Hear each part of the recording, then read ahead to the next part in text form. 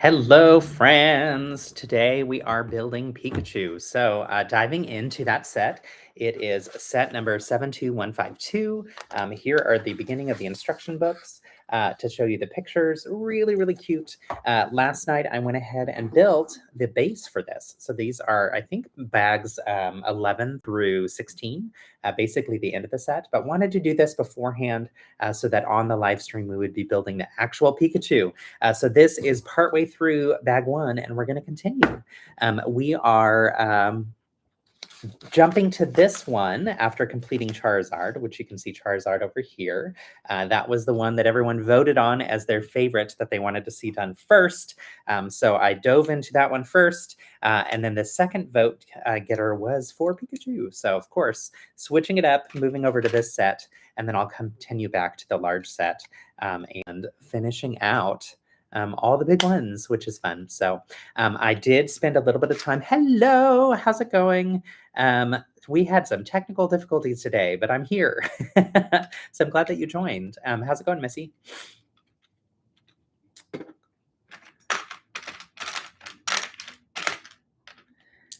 Diving into Pikachu today, like I just shared.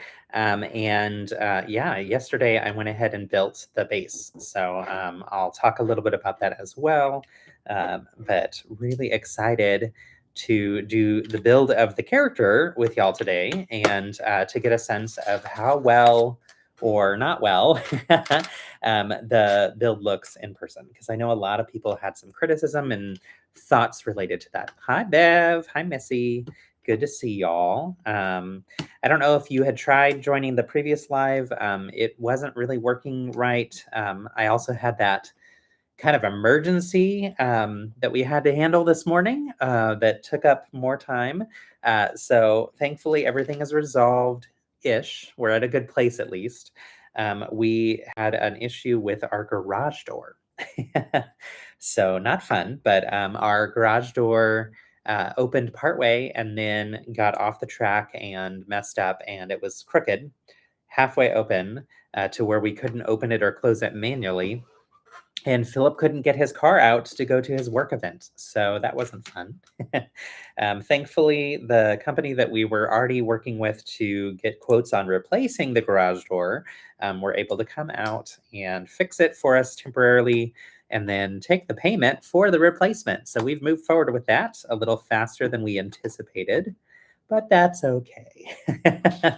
Everything is set up for a replacement now, and honestly, what we paid I believe is what we would have paid anyway. Yeah, so glad it's fixed, but not fun. A little bit of a stressful morning. And you know what? That is life. That is okay. You know, we are doing all right, which is all things considered, we are doing all right. But yeah. Earlier, yeah, I was trying to do the live stream. It just wasn't like I didn't think that it was actually showing up. I think it was listed as unlisted. So I don't think anybody noticed that it was live. And once I realized that, I decided I'm going to start over fresh and do this next one. Yeah, what a great way to start the day. Oh my gosh, totally changed my plans for the day. I had plans to do a little bit of filming for some content that I was creating that didn't happen. And yeah, you know, here we are. We made it to this afternoon. So I'm glad, honestly, that it happened in the sense that it forced us to make some quick decisions and get a move on with this project that has been a couple years in the making. We had the same company come out last year. I think it was last year. It might have even been a little before then to get a quote. And we got some information from them. We learned some things that made it to where we had to think about a lot of pieces involved that are interconnected with getting this repair fixed. And so that put us on hold with everything. And this kind of forced our hand. So, you know, we'll take that as a win, I suppose. But I was able to get one thing accomplished this morning that I wasn't, or that I was hoping to do. So I'll show you that in a second. But I built the base for Pikachu. I believe it's bags 11 through 16. and I got through 11 through half of 16. The very end of it is after you have Pikachu on there, so I waited on that part, of course. But look at this, y'all. How cool is that? I love the little bit of yellow that's popping out from the sides. Like, it's so perfect. When you look at it from the side, it has a very perfect, nice, clean double line with the yellow and black all the way around. The internal core is beautifully colored with all different types of colors, of course. But once you cover it up, it's really smooth and nice. And I also love the use of some studs and some tiles. It creates a really nice effect. So Pikachu will be launching off of this, and the Pokeball will be here open so that it looks like he's jumping out of the Pokeball, which is super sleek. And it uses a lot of techniques that are interesting in terms of using Technic, bricks and pins and everything to get everything in sideways, and then also stacking and layering bricks so that it's doubly reinforced. Because look at this, like very, very strong, super sturdy, really, really awesome. So I wanted to do this though first because I wanted to build Pikachu on the live stream. And what I did was I built basically each step, like each bag, and then I filmed connecting bag 13 to 14 to 15 to 16 so that people can see the larger chunks of how they come together. And I'll share that after our stream today. I meant to share it this morning, but of course I ended up filming it literally the half hour before starting the stream. So good times, good times. The base would be cool. Oh my gosh, this would be a cool wall hanging, actually. Honestly, ooh, I love that idea. I kind of like that idea a little bit better. I wonder if we'll be able to position Pikachu face out this way instead of face out this way on this slider. And if so, you could do that and he could be jumping out. Okay, I think you tapped into a really cool idea. Plus, there's this gap on the back to where you could install one of those picture hangers. I like the way you think. That's fun. Maybe we'll have to try that. Good thinking. So how are y'all? What are you up to? Other than live streaming and keeping me company, which makes me so happy. I really do, really do sincerely appreciate you all joining so frequently and being so active in the chat. Okay, this says I'm done, but there are extra pieces, so clearly I missed something. What did I miss? Aha, here we go. Send this. You did inventory, fun. Was that like work related or inventory at home or inventory of your Pokemon? All right, back to. My hope is to get through all of Pikachu today. I think I'm going to go 2 to 5 today since I started a little bit behind and see what we can accomplish. So we'll see what happens from there.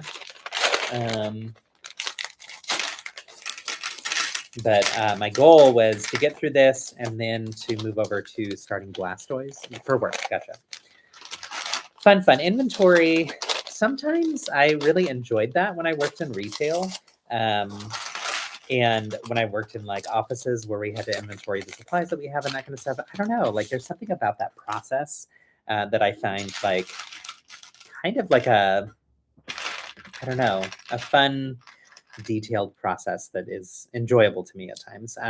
When you're done with work for the week, yay, congrats, that's exciting. When I worked in new student orientation programs, one of my favorite things to do was when we got to preparing all of the supplies for all the people attending orientation, because we had to go through and we called it bag stuffing, because we would stuff all these bags that every student or parent would get.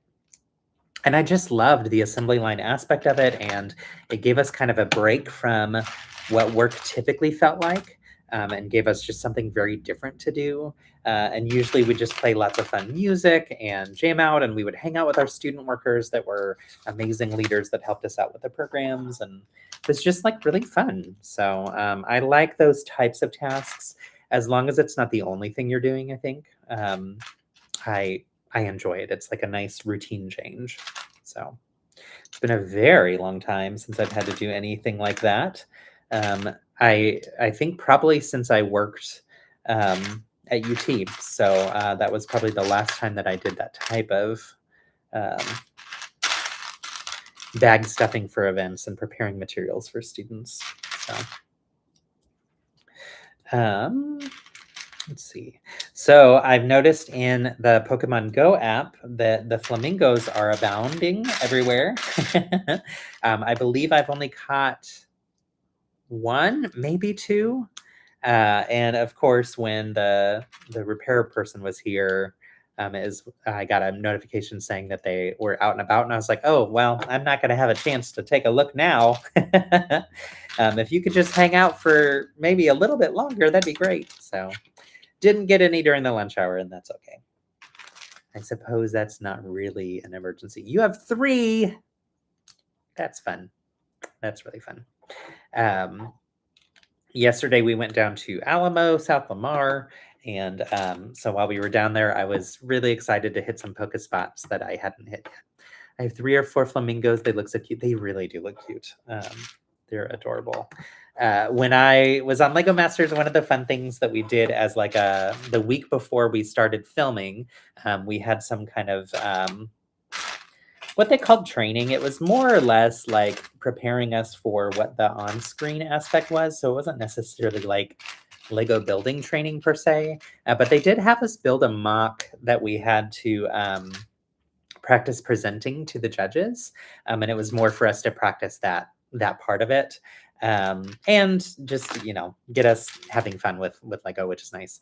And one of our builds included a zombie flamingo. So that was really fun to build. Actually, I've wanted to rebuild it ever since we got back from Atlanta.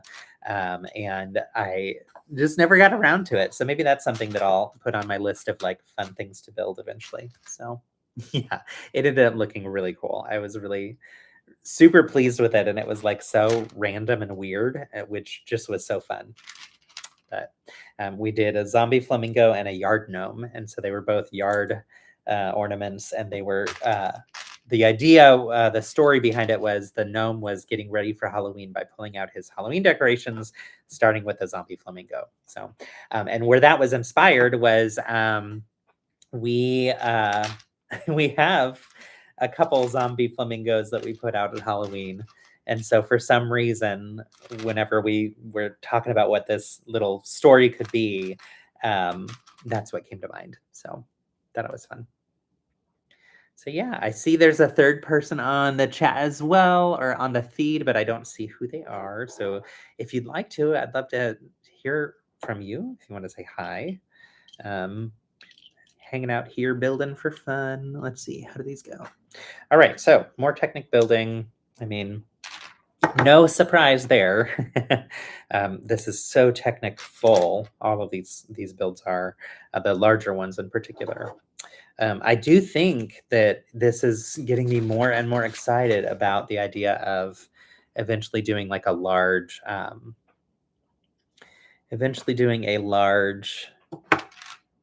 Technic build, character build using like a Technic core. So that brick sculpting will be a little bit different whenever I get around to it, but it'll be fun to try. So yeah. When my in-laws were swinging by, so they had to swing by to pick something up, which I took care of just a second ago.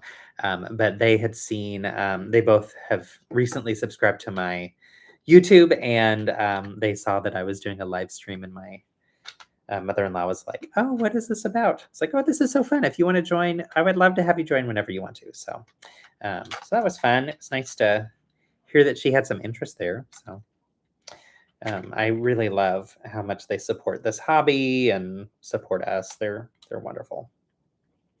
And they live here. They technically live in Austin. I say they live in Cedar Park because they live basically on the way into Cedar Park. It's like 1 block over and you're at Cedar Park for them. But yeah, let's see. Did I do this right? Saying to make sure that this matches up. I've never seen that in instructions, but I appreciate this. So I have seen where they show you like an overhead view to make sure that you're laying things right. But then on this next page, it's showing when you connect the two things, it says connect it like this, not like this. And I really appreciate that visual because it could be very easy to flip this around. So Pikachu's torso, I'm pretty sure, is pretty hefty. They are very nice people. I forgot that you had a chance to meet them, I think, at one of the watch parties. So, yeah, it's been really fun, um, just to see them support this and be so great. Um, they're good people for sure.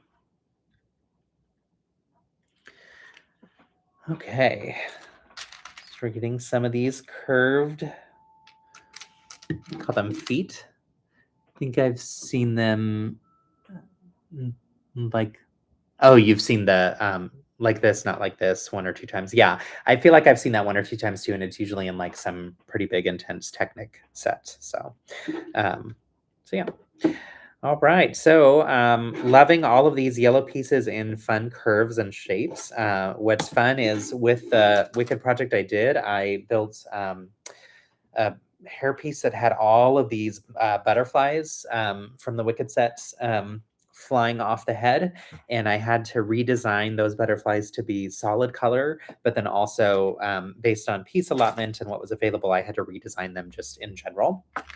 And through that, I ended up with a lot of these interesting pieces like this wedge one that are very useful. So actually, this is a longer wedge than what I'm used to seeing. Oh, cool. What I was thinking of was a wedge that fits with this height, right? That one. This is one that fits with this height, the like taller height.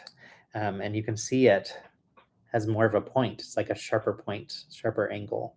Let me do this again. There we go. We'll do it that way. That's cool. Nice. Okay, that's fun. Um, yeah, that's a longer version of that like claw type piece than I've seen before. Um, so yeah, again, we're seeing that these sets could be great parts packs, but I still struggle to believe that someone would actually part this out. Why would you want to do that when these sets are so cute? Have y'all built any of the Mega Block sets? I forget if you said yesterday if you had or not.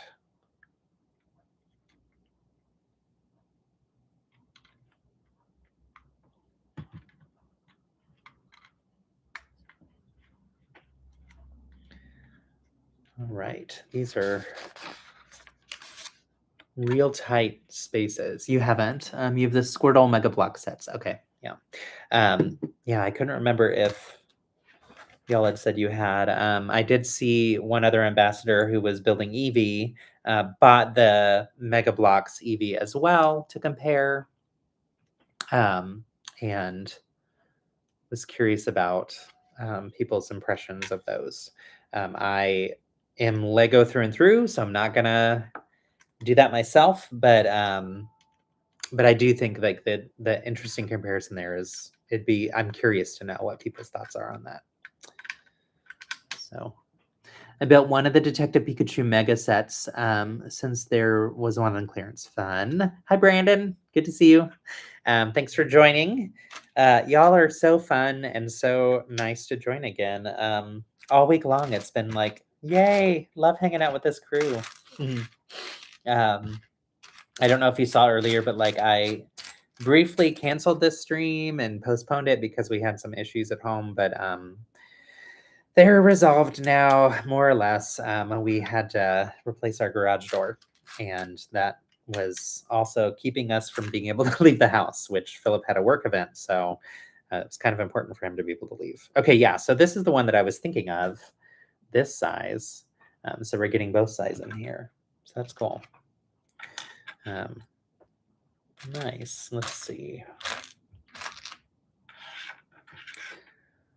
Where is that though? Oh, and we're also getting it in the very small version too.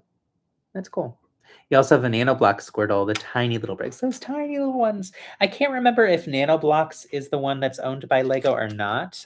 Lego has a Tiny Blocks version that they used to sell. If they don't currently, I can't remember. Oh, but it's important to pay attention to the placement of these because I had the long one where a short one was supposed to go. There we go. That's a little bit better. So I had this long one down here on accident. So I had seen a NanoBlocks ramen bowl before, and I took a picture of it and said, I wonder if I can build this out of Lego, and figured that out, which was really fun. It was a really nice game to play with myself, and just really enjoyed that build experience. So that was pretty cool to get to do. I like kind of reverse engineering a build. That's actually a technique that I would recommend if you're wanting to skill up a little bit. So NanoBlocks is a different company. Okay, thanks. I can't remember what the company is that Lego actually owns or owned. I don't know. Maybe I'm misspeaking. I need to double check on that one for sure. So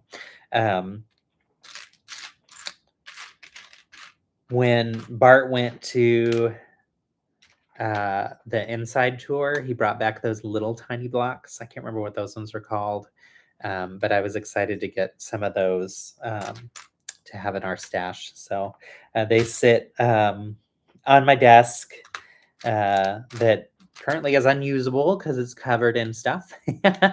But theoretically, they sit there where I can see them as fun inspiration. So. All right, getting closer to finish with this bag.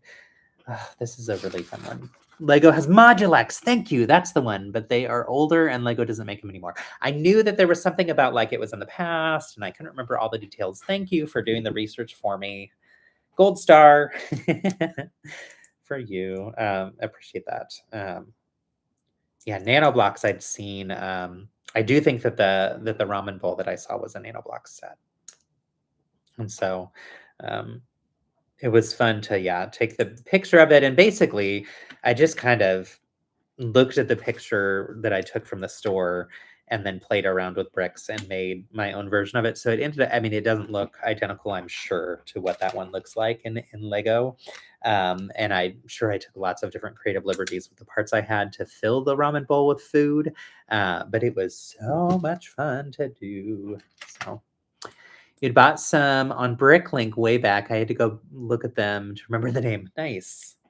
Yeah, I could not remember. So Modulex, that's the word. So they have Duplo and Modulex, and there's the other one that's larger than Duplo that I can't remember what it's called. But I love that they've got all the different scales of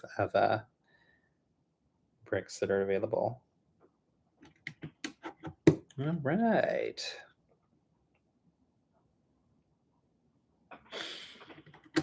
Oops. I'm gonna scratch the table. Don't tell Philip. It happens. Quattro, thank you. You were just a fountain of knowledge today. I love this. How fun. All right. I keep thinking like, oh, we're almost to the head. No, we're not. We're pretty far from that. We're just beginning here. Who am I kidding? Who am I kidding?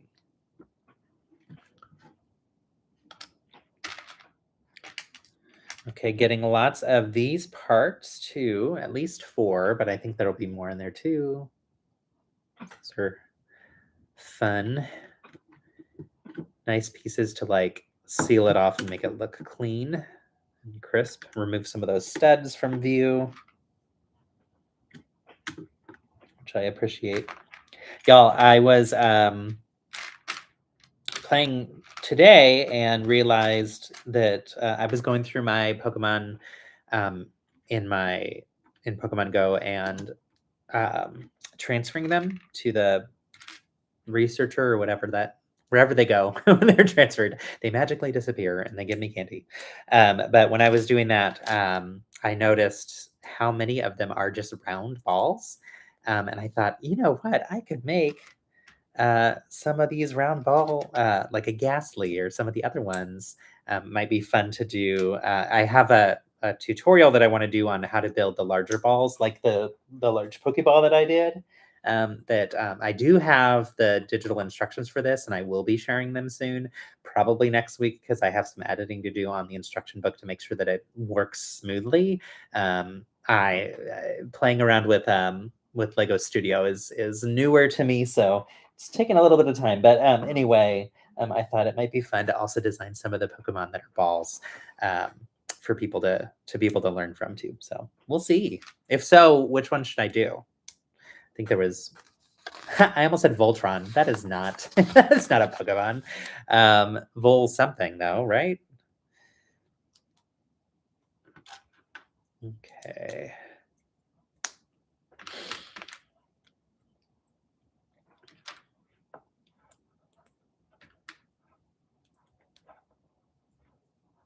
With the flamingos, can you evolve those? And if so, what do they look like when they're evolved?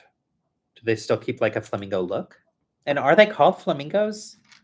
I feel like the names are always like a close proximity to that, but it's not. Voltorb, thank you. That's the one. Hello from all the way overseas. How's it going? And is this JJ? Am I right there on your name? If you haven't noticed, I'm terrible with names. So apologies if you've said it a million times and I'm like, I don't remember. Let's see.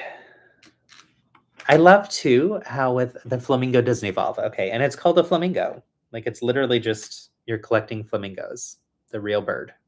And it looks just like one, so I feel like it probably is, but I don't know. Maybe I'm wrong. Yes, JJ, awesome. Everything's going well. Awesome. Good. Glad to hear it. I love how these live streams also introduce y'all to each other, which is really fun. I've realized just how much community building there is, even in the chats for people. Like it's really cool to me to see. So thank you all for being so welcoming to each other, connecting with each other. Okay, this is nice and smooth and interesting shape. Don't really know what it's for yet. Maybe it's going to be part of his belly. We'll see. It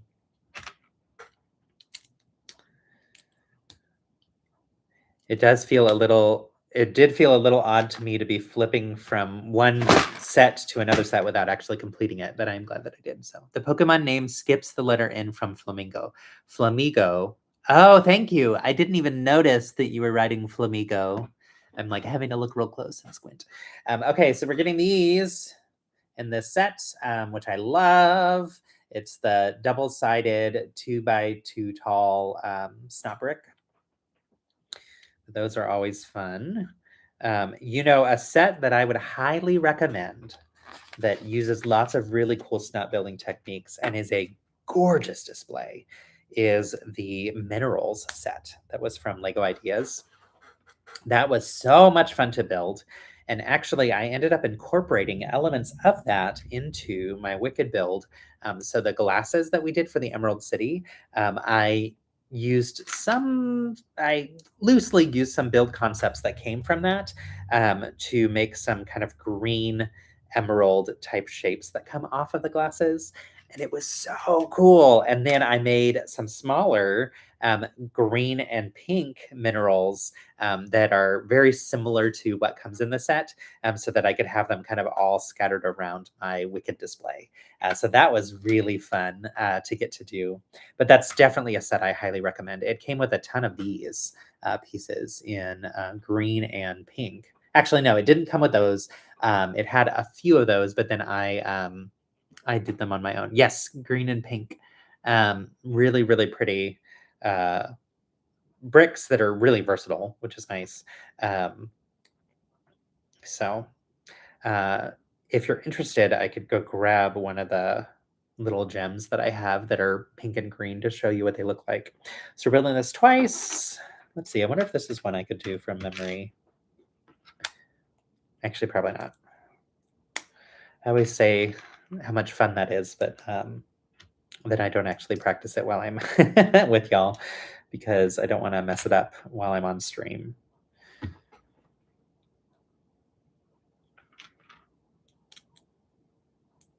Okay. Wonder if this is going to be like part of the ears? I don't think so. I don't think we're at that place yet, so.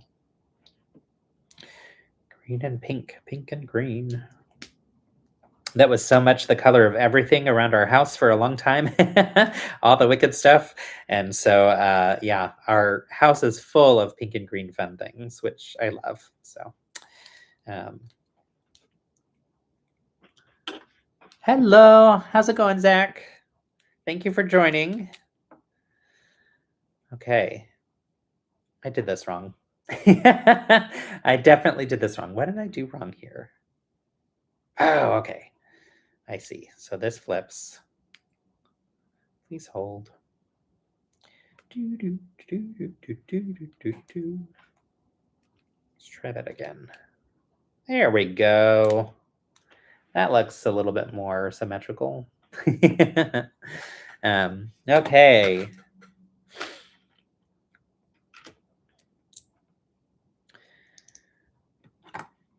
Here we go.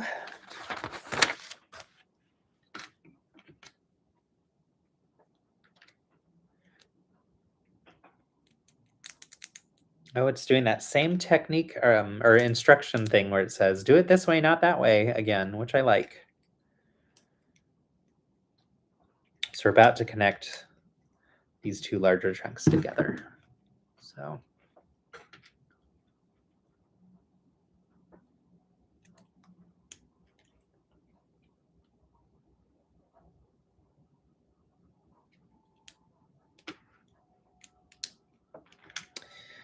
Okay.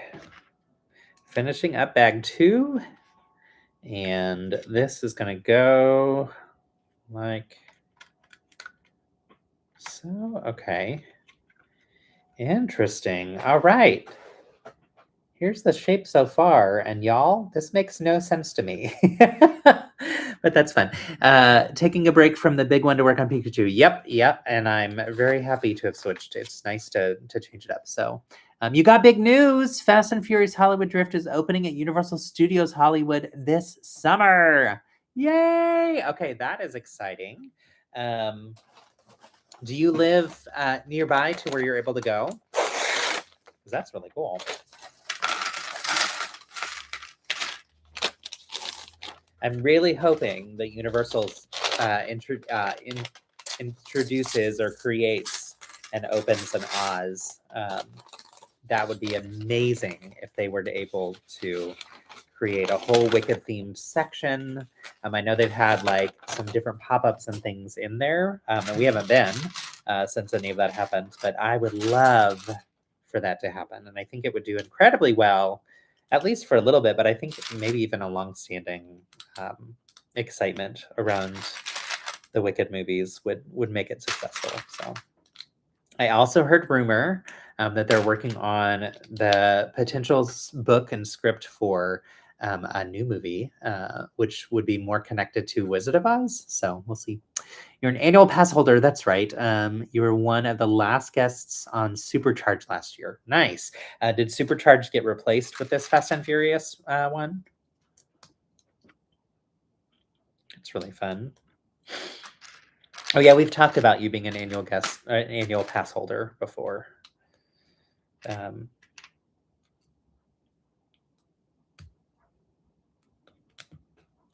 gotta push these down a little bit.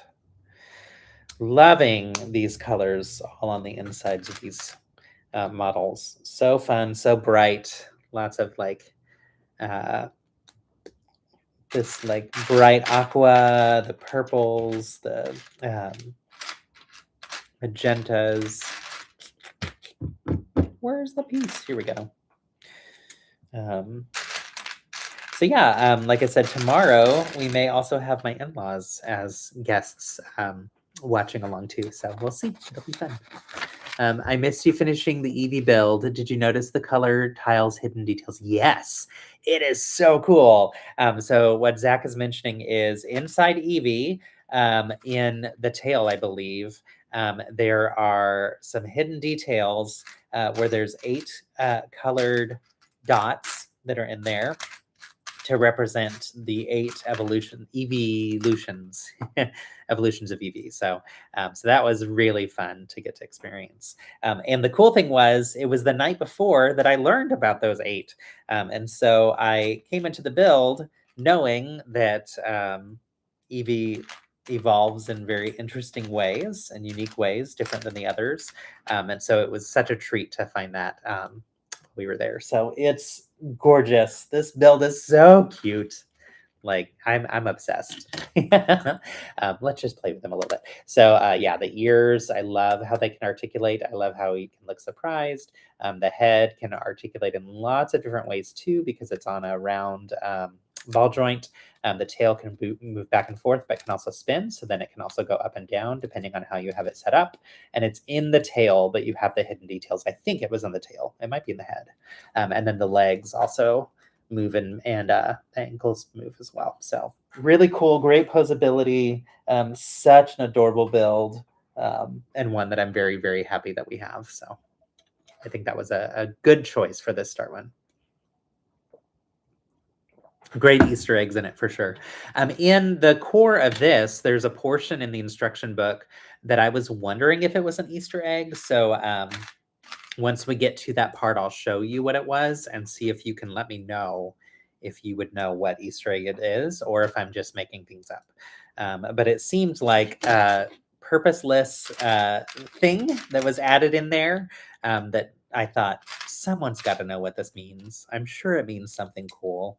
So yeah, we'll get to that in a little bit. But yeah, I built, for those who've just joined, I think it was Zach and Brandon, I built the base for this yesterday, and I have a video that shows how it comes together that I was filming literally right before we jumped on this live. And so I'll edit it and have it up later. So yeah, I'll have to show you. It was really, really cool. But I wanted to build Pikachu live with y'all as opposed to spending a lot of time building the base. And my hope was to finish all the sets this week, and we still have a lot left to do. So yeah, we'll see where we get, but I may have to go live also on Saturday if I'm going to do live streaming for all of it, or I may just have to build the last portion of it, not on a live stream. So my goal would be to build it on a live stream. Let's see. Okay, another interesting piece. So we've seen this a couple different times, but this is like the one plate shorter or less tall than what we're used to getting. And makes the piece a little bit more versatile, which is nice. I'm noticing with all of those curve pieces how we're getting a bunch of options that are different than they were before. And I think that'll be like a permanent change. Like, I don't think the old ones are coming back. But I think it makes sense and is good for... Oh, and also look at this one. It's an interesting part. So that's the inside, but then on the outside, you can see how it kind of curves down. Huh. Interesting. Okay, where is this little wedge piece? There it is. All right, so getting some flat kind of plating stuff, and it looks like this might end up being the back. And so we'll see once we attach it if that's really true about where this is going, but that's what it's looking like to me. So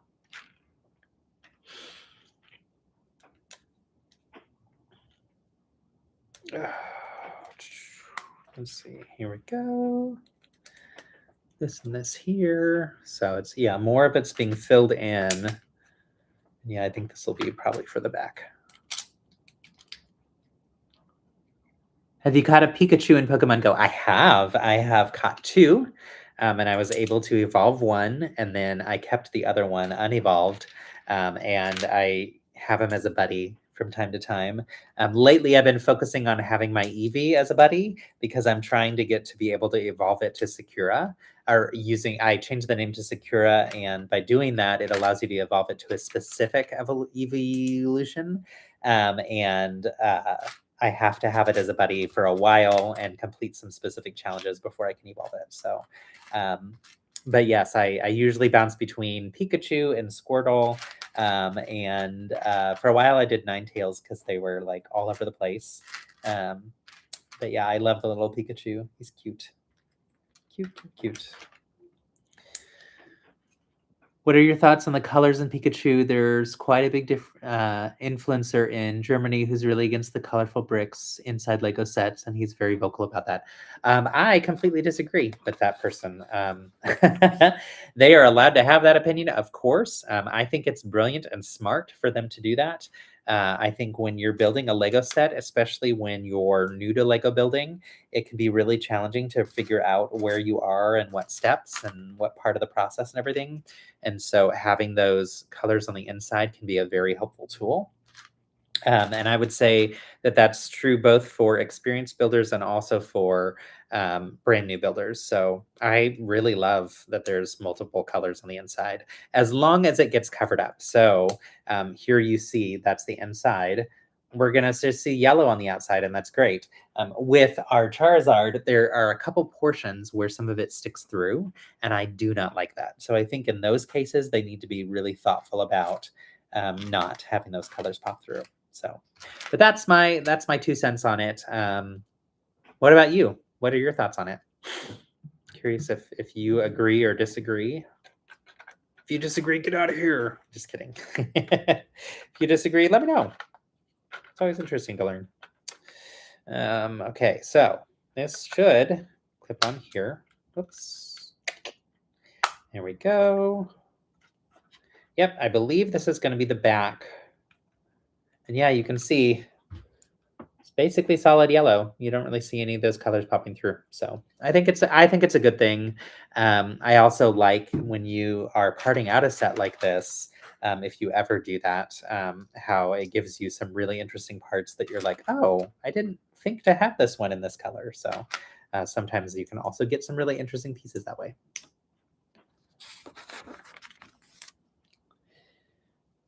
Anybody else playing Pokemon Go? And if so, have you also caught a Flamigo?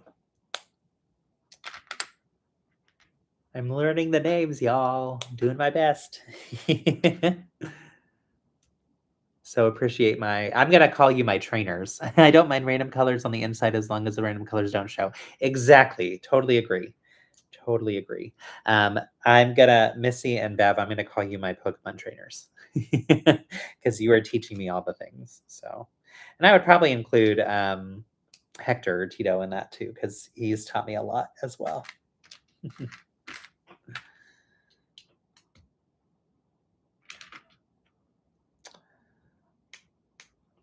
Yeah, with the colors in general, though, I am curious as I'm looking at other Pokemon characters if any of them are going to be hard to translate to the colors of Lego, because I would imagine that would be a big factor in whether or not Lego would ever consider making it into.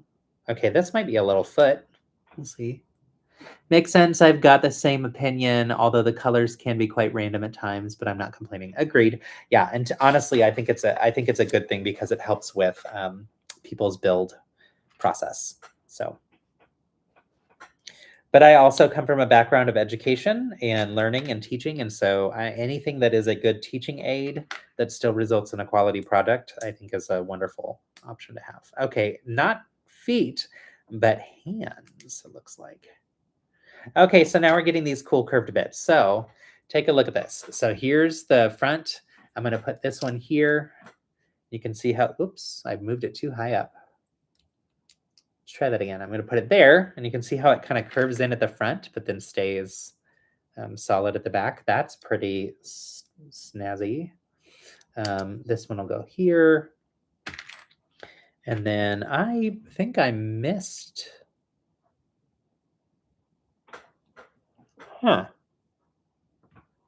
Oh, I missed a 1x1.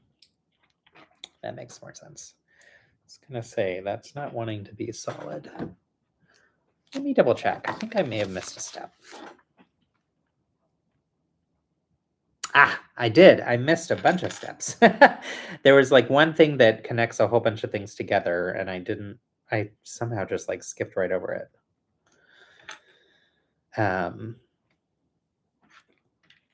That's what I get for talking while I'm building, y'all. Okay. So that goes there, and then there's a curved piece here. There we go. Okay. So now those are all finished. Now we can go back. Trying your best not to fall back into the Pokemon craze. Though these new sets are making it very difficult. Sorry. Yeah, no, they are. They're, like I said, I'm now I got hooked on the craze when I somehow had managed to avoid it until now. So Lego's doing their bit. Okay, let's try this again. So now that we are there, we can put these other ones on. And I love the way this just smooths it out and makes it look so sleek. So creating some really nice curved, smooth pieces for the hand. And then that'll attach with this brown Technic piece, and it's going to go in here like so. Oh, there we go. Okay, so that way it's like jumping out. Whee! You can tell your background is very Pokemon themed. Yes, it has become a bit of a different thing for me, which is fun. Philip is like, what is happening to my husband? What have they got you in this time? It's funny because when the Animal Crossing sets came out, I started to pay more attention to them and was like, these are really cute. What is Animal Crossing?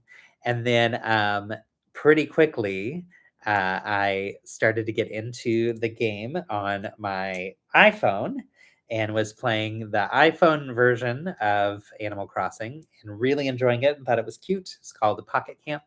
And then I was talking with Dan of Two Gay Afols. He was like, you have to get Philip to get you a Nintendo Switch. And I was like, I don't know. Like, I don't know that I need one. If I get one, I'm afraid that it'll become like a big thing for me and I don't need another big thing. And he's like, no, you need this. We're going to get this to work for you. And he started to message Philip and tell him that he needed to give me a Nintendo Switch for Christmas. And Philip was like, I am not getting you one of those for Christmas. You don't need that. And then he did, and I think he'd been planning to surprise me with one anyway, so I think he was, like, a little bit annoyed with Dan because he wanted just to surprise me with it. But then here I am, and I'm way deep in Animal Crossing fandom, and it's all because of LEGO. And similarly, Fortnite, they sent me the Fortnite box, and I was like, "I don't even have a Nintendo Switch. I can't" like, I didn't realize you could play Fortnite on lots of different things. And so fast forward to now, and I am a Nintendo Switch Fortnite player. I love the Lego Fortnite in particular. That's all I was playing up until the holidays. And then going into that stupid room where you can open all the gifts every day. There were so many gifts I was opening that I was like, I never really get to use these because I'm only playing the Lego version. I wonder what it's like to play the regular Fortnite. So I started to play the Zero build, and then that became playing the Reload and all the different options. And gosh, I am a sucker for all that kind of stuff. Which I can call myself a sucker for that kind of stuff, but Philip can't. Let's see. And he wouldn't. He would not say it in those terms. He would like lightly tease me. So, but just so you all know, he is a very supportive, loving, wonderful husband. So sometimes I'm like, he gets a bad rap from me. Just teasing him. So, all right, got another hand. Goes in here. Hey! Raise the roof. Ridiculous, y'all. Also, now we have to be careful with Pikachu not doing the gestures that make the whole world blow up on my screen. Just kidding, I turned it off. Yay, successfully. It's no longer going to do that. You're no longer going to be kicked off because balloons accidentally fly up behind me. So, thankful that I figured that one out.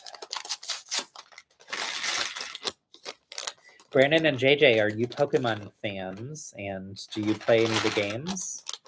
You may have answered this on a previous day, and I clearly did not retain your answers. So, once again, that's my memory for you. Y'all, we have so much paper bag recycling.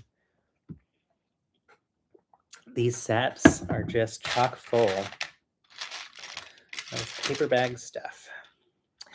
You know what? Tonight, Philip is at a work dinner, so I am going to go and enjoy some Asian food at a local place because that's not his favorite type of food. So I usually try to make sure I get some of that in when he's busy in a way. He will eat it with me sometimes, but it's just not his preference typically. And we both love Tex-Mex, so we eat a lot of Tex-Mex because it's delicious. But yeah, I'm gonna treat myself tonight.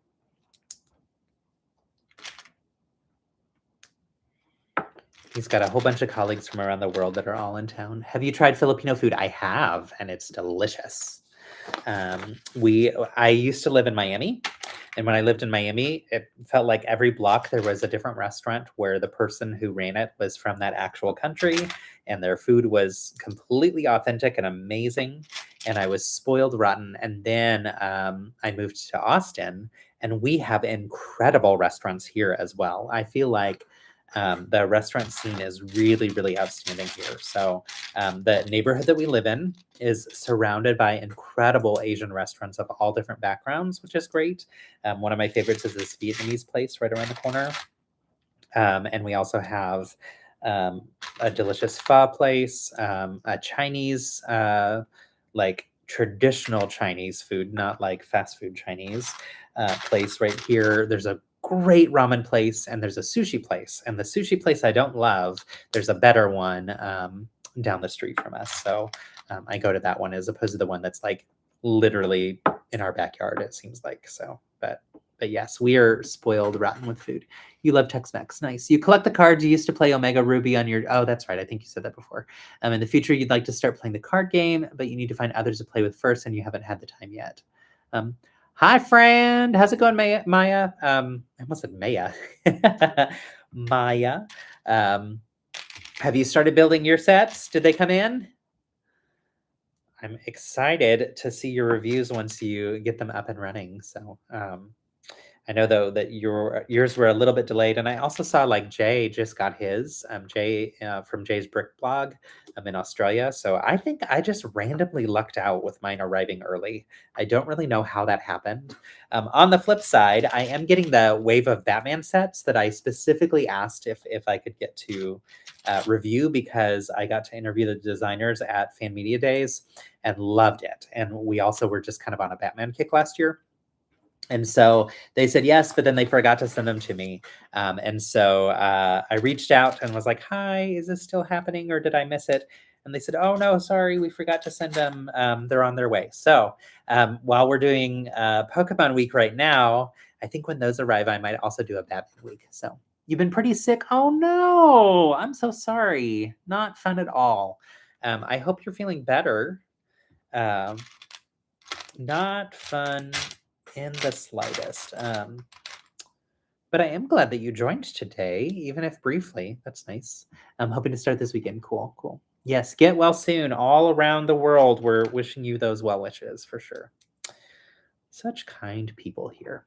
Also, who is planning to build along with me and my build community in the minifig habitat challenge? I would love to see y'all build. So I am the host this year for, and have been the last 3 years. Last year was my first time hosting solo. The years before that, I was co-hosting with Jen, Brickfan Builds. But am solo hosting once again the Minifig Habitat Challenge for Valentine's Day. And would love to have you there and joining in the fun. If you need the details, let me know. You did one so far. Sweet, Bev. That's awesome. Yeah, I'm very excited to combine that with my build challenge for my build community this go around, but also just to get it hosted again because it's such a delightful, fun time. The builds are always so sweet and fun and enjoyable, and I love to see people's creativity come through. Okay, fun. All right, so I'm making this weird plus shape, but now we've got the round wedges, and I think this might be a belly, finally. We'll see. Or maybe it's his back, but nice round designs almost all the way around. Here we're getting to a little bit of a wonky shape on the edge. And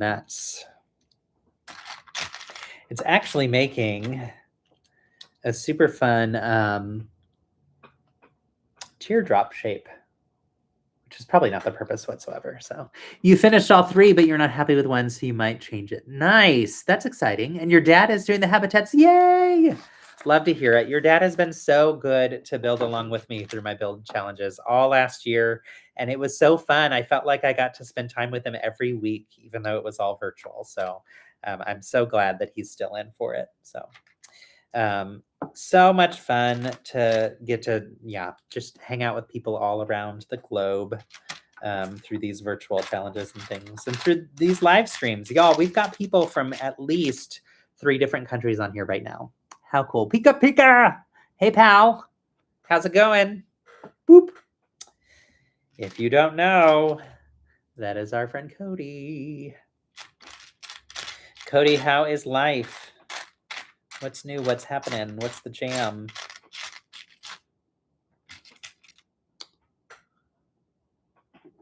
Okay, this is an interesting thing. So got this round bit, and on the inside, we're using one of those like lined pieces. Okay, just a pain. Yeah, I saw that you were recovering. I'm sorry that you're still in that recovering place. Yeah, lame. Boo, boo, recovery, not fun. But I'm happy that you are at that place of recovering. And I hope that you get to feeling well soon, because that is no fun whatsoever. All right, it's kind of making that all rounded there too, though. So I don't think this is the belly. I'm not sure what this is going to be. We'll see. I don't know. I'm curious to know from y'all if you enjoy the fact that I don't ever seem to know what part I'm building, or if you're like, you could look ahead and figure it out. To me, it's like, this is just a part of the fun. So you did get to take pics of Charizard. Fun. Where? At your Lego store, or where did you get to experience it? That's cool. I was really hoping at Fan Media Days that we would get to see them. Monument Valley, fun. That's really cool. I'm surprised that you were able to see it that early, because, yeah, we were really hoping that we would see the sets at Fan Media Days, and of course we didn't. So it's been a really fun surprise to get to finally see what everything looks like, and now to get to build them. It's so cool. These are so incredibly cool. The excitement is huge for these sets, y'all, as you know. Cody, are you going to be getting any others? I did a toy doctor job for Lego. That is awesome. I love that so much. I want to be a toy doctor. There actually was a toy doctor job opportunity in Dallas in December that was like super last minute, and they reached out to me and I was not able to do it. I was like, bummer. And then they found someone very quickly, so they were able to get it done, of course. But yeah, I was like, I missed out on a really neat opportunity. So, but that's cool. I'm glad that you got that opportunity to do. This is odd. It's like it's offset in a weird way, and so they just like have this resting on top as opposed to studded in, because it wouldn't stud in perfectly.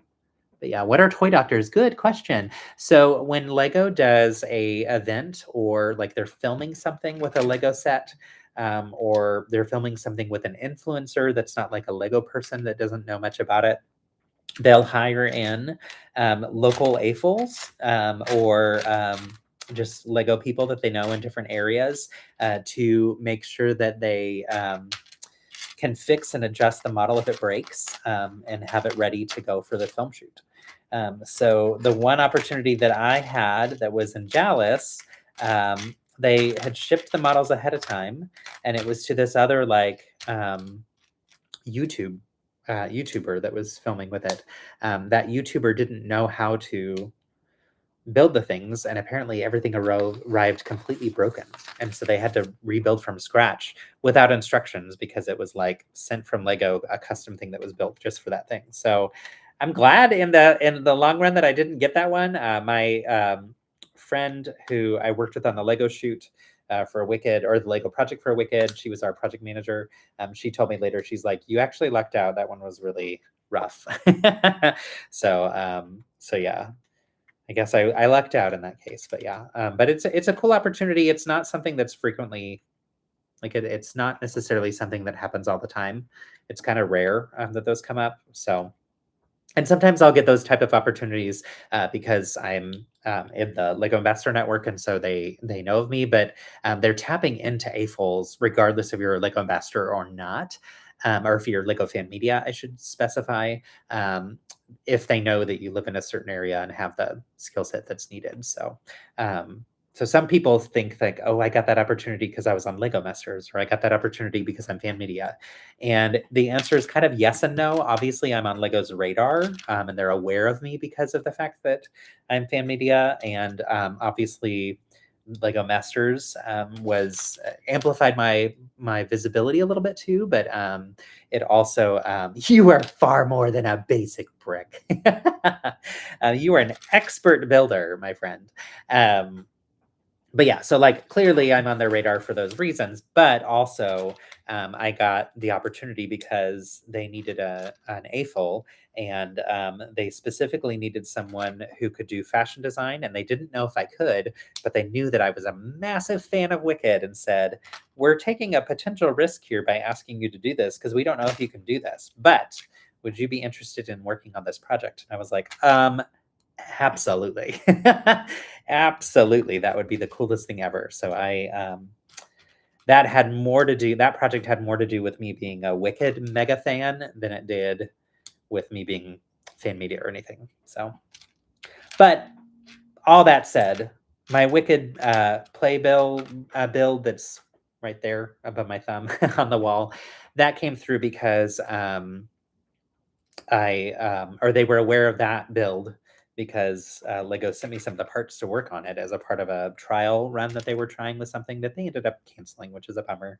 And so, like, obviously, they had some awareness of my fandom excitement for Wicked through the Lego Ambassador World. So, yeah. Anyway, really, really cool. Look, it's Maya. Yes, your favorite Canadian. She's pretty fab, right? So good health, well wishes to you both. I hope that you both feel better soon. And I'm so glad that you're here, which makes me happy. It's wonderful when good people hang out.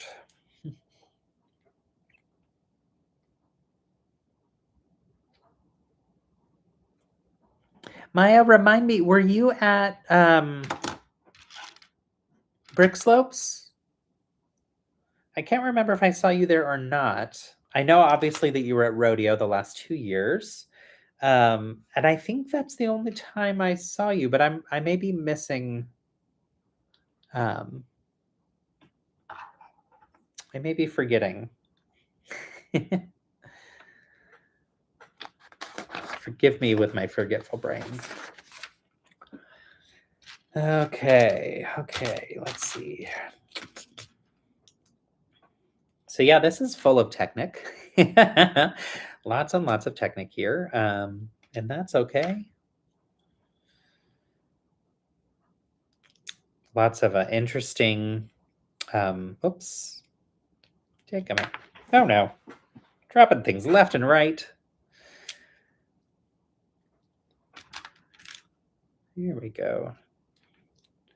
Cheese and crackers. That's my new favorite. Was unfortunately not. Okay, I was gonna say I didn't think you were, but I couldn't remember. Yeah, every year there's always yes, the swag is incredible. Good to know that that's how it is at Bits. That's exciting to hear. I've always heard wonderful things about Bits, and it's on my list, of course, as we've talked about. But yeah, we shall see. When you have to spend thousands upon thousands of dollars at the last minute for replacing a garage door when you weren't expecting to, sometimes that chips away at your travel funds. So, yay. This year it's the last weekend of August. Okay, cool. Nice. Good to know. Maybe before then I will come across some funds that let me dive back into a trip to Salt Lake. Stupid garage doors. But like I said, we needed to replace it anyway. It was something that had to be done. Blah, blah, blah, blah. Just not a fun way to start the day, so. Oh, it's a change. Is that later? Like, I guess or no, that's earlier, right? Because it was September, wasn't it?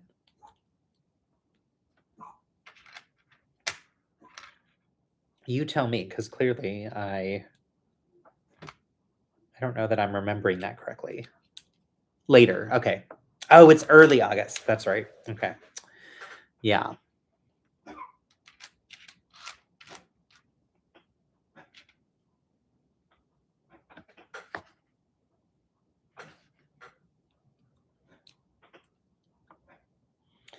Yeah, for those just joining, earlier this morning, Philip was going to go into a work thing downtown, and he got in the car and was like, "Bye, see you later." And then he ran back inside and was like, "Oh my gosh, come help me!" I was like, what?" And I go out into the garage, and the garage is like angled like this, halfway open, so we couldn't get the cars out at all.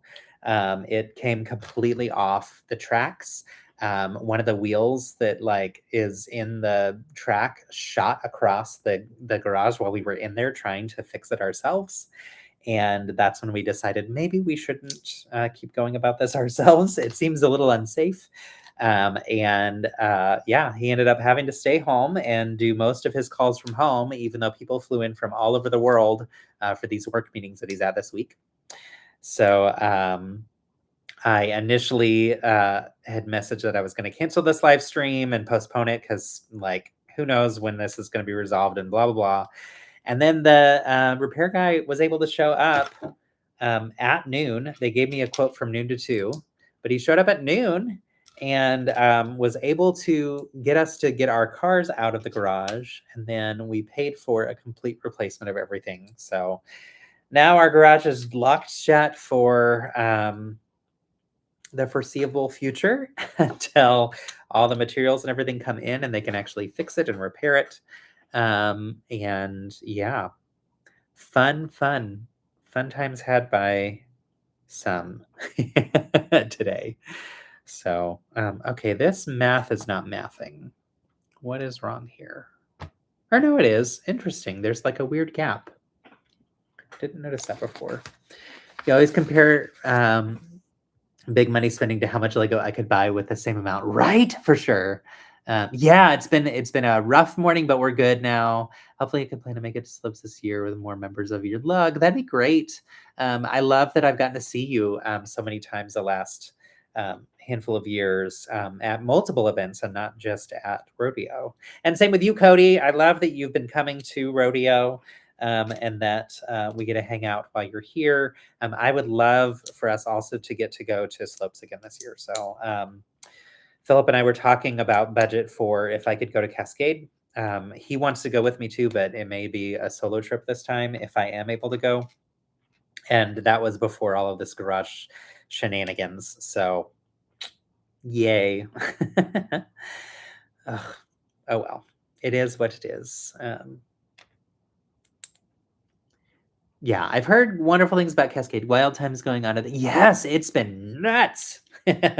Not what we wanted to have to deal with. So and yeah, anyway, I'm just glad that the repairman was quick. I also here's some vulnerability for y'all. Being an openly queer person who visually comes across as a part of the queer community, and who chooses to have pink hair. And in this case, I had my nails painted and all that kind of stuff. Sometimes, and unfortunately often, my experience with repair people has been not so great. And has included some not great interactions. And often, if I'm there with Philip, they will default to talking to Philip and assume that he's the decision maker, which we kind of do it jointly. We make those decisions jointly, but we're both very knowledgeable about things, and we both want to be consulted for decisions and stuff. So when I was preparing to have to talk with the repair people that we don't know, I was like, damn it.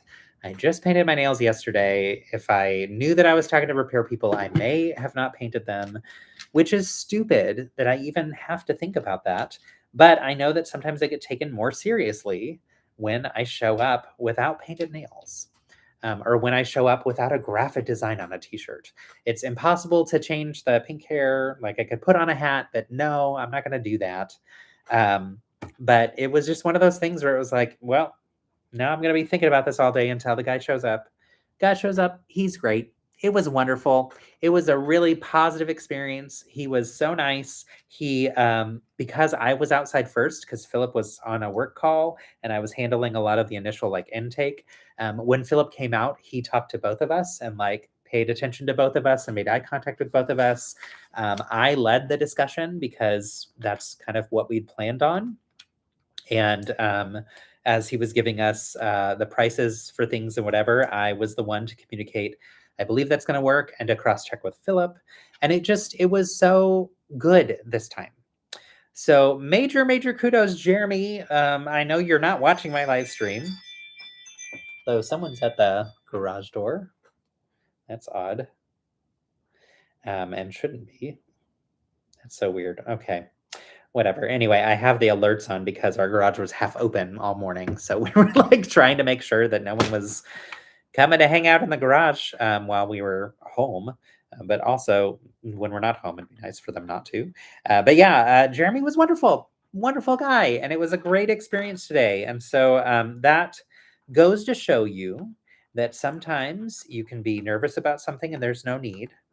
But I will also say that it's not helpful for me to think in that lens of like, it will be perfectly fine, because oftentimes it's not. So I think I live my life sometimes having to be a little bit more on my toes than I want to. But I found personally that can help with my own safety, even if it's just psychological safety and feeling a little bit more comfortable. So I share all that not to say woe is me.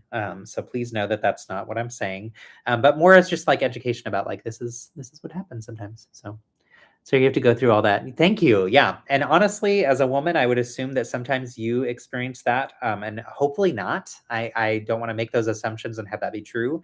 But I know that a lot of my friends who are women have run into those types of issues as well, where it's like men default to the other men as the decision makers and assume that you're just there to be pretty or whatever. And it's like, come on.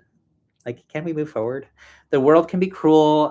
So I'm glad that today's interaction as well. Me too. And honestly, and again, we live in Austin. We live in a great city. Yay, here's a little foot. We live in a great city that's typically pretty supportive, and that we don't run into those issues as frequently. I've lived in other places that have been less cool. I will say that I've had bad experiences in Austin as well. And, I lived in Boston, which is a very queer-friendly city, and had bad experiences there too sometimes. So, like, no place is perfect by any means. But ultimately, Austin has been, for the most part, just a really good place to live. So for the most part, not that many complaints. But, oops, I did something wrong. I'm missing that piece. But yeah, it's one of those things where like I kind of forget about it until I kind of forget about that, which is good because it means I'm not like super nervous about it all the time. But I'll often forget about that until I have to run into those issues again. And I'm like, oh, here we go again. How do I make sure that I prove myself to be knowledgeable enough to make these decisions and make you know that you should take me seriously? So, but yeah, it is interesting, like, to compare like our experiences, like when I talk with Philip about it, because thankfully he hasn't dealt with that type of stuff as much as I have, and I'm really grateful for him that that's not been his case, and he's very aware that that's been my experience at times, and so he's also like a fierce kind of more or less protector. Like he wants to make sure that I don't deal with those things, but he also empowers me to handle things. And he'll back me if he'll back me up if I need him to, which is great. So yeah. I believe addressing it, acknowledging it, and growing from it helps immensely. Absolutely agree. Yeah. Fortunately, you've experienced that, especially old-fashioned older workers. Totally, right? For some reason, the young guys are all nice to me. Hey, that's good. That's a good thing for sure. Yeah. But yeah, so in general, I would say Austin tends to be pretty cool, and we have, for the most part, really good experiences. So, and I'm glad today was another example of that.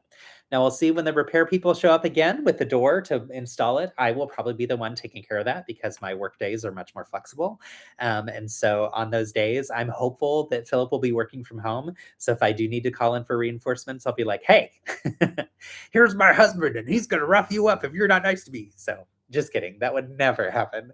And I would never say that to anybody, which is funny.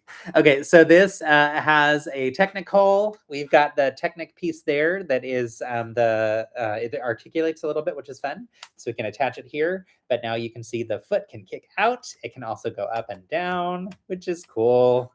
I love the posability here, and I love. Whoops! Oh no! Oh no! Let's try that again. There we go. I love that this means, look, it's freestanding. He's like, hey, lean back, lean back. Yeah, I shouldn't try that. Okay, all right. Heading on to bag 5. And before I do, let's just take a zoomed in look here, y'all. This is so fun. I am a fan. So yeah, you can see the hands. Hey, he's waving. Hello. They don't twist. That's something that's interesting. So the piece that's in there is firmly in there with the Technic piece. So it can, the arms can only go up and down, but the feet have lots of articulation. So pretty cool. Look, Mara, no hands. Yay! Yeah, that's fun. That's really cool. Okay, bag 5. Y'all, thanks for listening to that rant and being empathetic and kind in your responses. A big piece of the work that I did in diversity, equity, and inclusion was to encourage people to share their stories. Sometimes about tough things they had to deal with, sometimes about wonderful things they got to go through and got to experience. Because I think through hearing other people's stories, it helps us continue to develop and strengthen our empathy.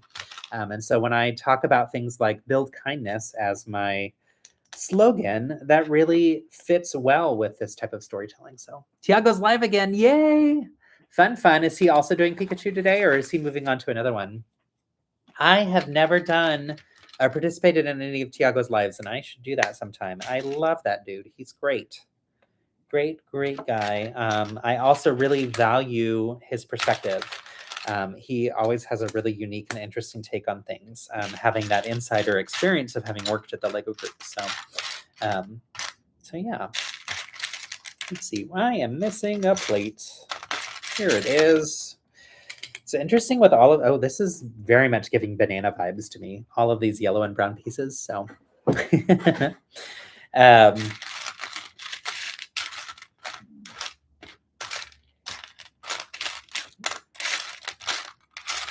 am I looking for? 1x2. Here we go. I was looking for this 1x2 brick. Gotta go get the kids from school soon. Thank you for joining. It's good to see you, friend. Boop, boop. Great to see you, and so happy that you joined. Say hello to the kids, and have a wonderful afternoon. Did any of us see, I love this question so much. Philip and I talked about it last night. Did any of us see the Muppet Show on Disney Plus? So we have not watched it yet. We plan to watch it tonight. Last night we went to a movie. It was an early screening of Pillion, which was an interesting movie. I don't know how I feel about it. But yeah, we're really excited about the Muppet Show, and I hope that this actually becomes like a long-term thing that keeps coming through. So yeah, did you watch it? It's on our watch list probably for tonight. Although I can't remember if Traders releases a new episode tonight as well, which we watch very, very closely. So if so, we've got a lot to watch tonight when Philip gets home from his work stuff. I was going to run to the theater today to watch the Lego movie because it's back in theaters 1 week only. And it started last weekend, and I was trying to see last weekend if Philip wanted to go, but like we had a crazy busy weekend, and it was better for both of us to just not add in another thing at the time. So we held off, and I said maybe I'll go see it sometime this week. And then, of course, like everything's been wonky with this week. And so I haven't had a chance to get out and see it yet. Plus the showtimes, the latest showtime I think is 4:30 p.m. or 4:45, and that would be like rushing out of here right after the live stream. So since I've been doing every single day, which y'all, this has been a fun week, and it's been an interesting week to kind of explore what my stamina can be like with doing lives all week. I'm enjoying it for sure, but I am finding that like my energy is waning a little bit faster in the evenings than I'm used to. So I'm sure that's part of it. Um, and I've been building up a storm with these because I've been wanting to power through them, mostly so that you're all having a good experience on the live, and I have some good progress, and we have something new to experience the next day. So, which by no means is that any complaints at all. It's more of like it's been a fun way to make this fun for me too, or like make sure that it stays fun for me. Um, but yeah, I haven't been able to get out there to see the movie, which of course I've seen a million times, so I don't need to see it again, but I would love to see it in theaters again. And they're doing it 3D, so I also thought it'd be fun to go see it in 3D because we definitely didn't see it in 3D when it was first out. So I'm curious if where you live, if it's also in theaters again, if anybody's noticed that. I got that served an ad on Instagram for it, so that's how I found out. And curious how many of you actually saw the first one in theaters. Please send me your review of the new movie sometime. Yes, will do. Wait, which new movie? I said yes, will do, and then I was like, wait, I don't know what I'm answering. Of Pillion? The one that we saw last night?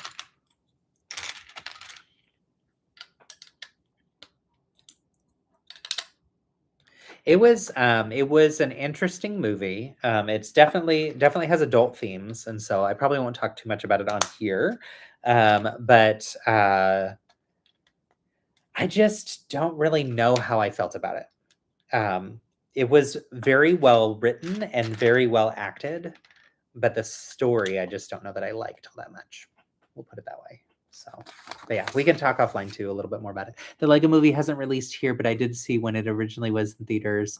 You went with your dad. I love that.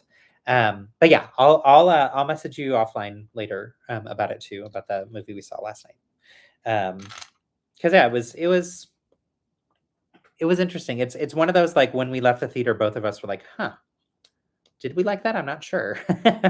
So I think Philip may have liked it a little bit more than me. So the acting was great. The acting was really, really good. I am very emotional. If that's not clear, when I watch things, they impact me deeply. So there's something in the world called highly sensitive people. And it is where basically, if you're someone who like is aware of noise, like noise impacts you more than others, or light seems like overly bright to you when other people don't seem to be as impacted by it. That is informally known as a highly sensitive person. And there's a little test that you can do to kind of examine where you're at on that. And I am a highly sensitive person for sure. Almost every single factor with high sensitivity I meet the criteria for. So anything that is a story that has intense pieces to it, I find it impacting me a little bit more. So I think that was part of it too. I see Glenn is here. Boop. Yay. Hi, Glenn. So yeah. And then Brandon said you also saw the first Lego movie in theaters with your mom's Facebook friend group. That's fun. Theaters here are re-releasing Jurassic Park, Jurassic World movies. Shut up. That's so fun. You last saw the original one in theaters in 2013. Oh my gosh. Okay, Maya, I want to fly there just to watch them with you. That would be so cool. I love those movies. So quick side note, our sidebar related to those movies. When Jurassic Park, the original Jurassic Park, first came out in movie theaters, 1993. I'm 10 years old. So that tells you my age, if you didn't know already. I'm 10. Stop it. Spam. Go away. I don't want to answer you. 10 years old, Justin. We went as a family to the drive-in theater. It was so much fun. We had a drive-in theater in Colorado, in Fort Collins, Colorado. And I grew up just outside of there. But went to the drive-in theater to see it. And my older brother, Chad, and I were sitting on top of our van and watching it. And at a drive-in theater, if you've never been, they have these little speaker contraptions that you're supposed to like attach to your car window so that you can hear the sound of the movie, or you can tune to the right channel on the radio to listen to it over your radio. But that way you don't have to have your car running the whole time. So we put the speaker on top of our van, and it was set up to where it was like just behind our ears, if that makes sense. Like where our heads were facing, the speaker was behind us. So during the scene when you see the water, right, and you hear the T-Rex thumping, it sounded like it was right behind us. And I distinctly remember, this is like a core memory of mine, turning back and my older brother also looking back behind us because we heard the sound of the T-Rex behind us. Like such an iconic moment in that movie that just was chilling and thrilling and so scary as a kid. And I loved it so much. Loved it so much. Such a fun memory that I have. So that's, yeah, Jurassic movies. I'm so thrilled for you that all of them are coming back out again. They were so good. So who else do we have here? Oh, Penny was coughing. I was like, what is that noise? Yeah, love that you get to rewatch those. I saw Lego Movie with Philip at Alamo Drafthouse here in Austin. And I remember going to see Lego Movie 2 with him, and we brought our sig figs, and they were dressed in a red and a pink spacesuit, which was brand new because that pink spacesuit was released with Lego Movie 2. I keep getting these ring alerts about motion in the garage because I had all that set up so that we could be aware of what's going on out there. And it's all locked and closed now. So it must be that like just some air is getting underneath and blowing some leaves around or something. But I'm like, what's happening? Anyhow, we took our sig figs there, and there's this like UFO from classic 1980s sci-fi movie, Close Encounters of the Third Kind. There's a UFO coming down from the ceiling in part of Alamo Drafthouse. So I took a picture of our sig figs in their Benny spacesuits, actually Lenny, and I can't remember the red one's named spacesuits. And Alamo reshared it as promotion for the movie, which was really fun. So I have some fond memories of going to see those too. So. And yeah, was obsessed with Lego Movie. That was a big part of my coming out of the dark ages, to be honest, which sounds silly, but it's because that got us hooked on minifigure collecting. So, all right, I've been missing a lot of the chat. Let me see if I can catch up. Y'all are fast again today. You don't do a lot of movies in theaters because you can get emotional too easily. Hey, totally fair. We go to see movies all the time. But yeah, this is why you have Scam Shield. Oh, that's nice. I do like that it tells me that it's spam. So that was a relatively newer update. I don't know if that's AT&T or if that's Apple, but that makes it easy to ignore them. But yeah, you saw it in Regency in Venuez. I'm probably pronouncing that wrong. Then the second part at an AMC. Nice. That's fun. Where's Van Nuez or Nuis? Could be mispronouncing that. Y'all, look at this. Here is the back. Which, when I was building out the front and was saying, I think this part's the belly, and then I kept thinking I was wrong. I knew it wasn't the back because it didn't have the stripes. But it's nice to see how this is all looking. It's very smooth and sleek. We are getting closer to the head, though, which is everybody's big concern. So I'm excited to see and hopeful that in person that it looks better than it does in the pictures. Where is that part? I need a... Here it is, this cheese wedge. Used to love Alamo. You don't go to the cinema much at all these days, and things I'm hearing about Alamo are not making me want to go back with the new ordering system. Yes, Van and I's, thank you, in California. Good stuff. Thank you very much for clarifying.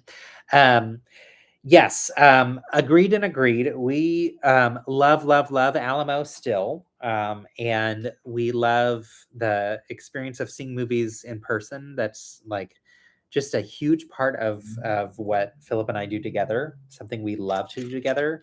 And so we will still continue to go see the movies live.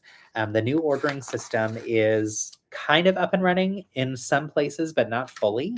And anywhere that it is up and running, it's only at the start of the film, and you just do the ordering at the beginning off of your mobile device, and then as soon as the film starts, they move to in-person ordering. So at least that doesn't disrupt the movie, like if they required it only to be mobile. The rumor is they are moving only to the mobile ordering, and if they do completely, that's going to be a huge loss for Alamo, because one of the big things that people love about it is they are very strict with making sure that people turn off their phones. And so, yeah, I think we'll see what happens with all of that. I would assume that they are going to back away from that decision because they're getting a lot of heat, but we'll see.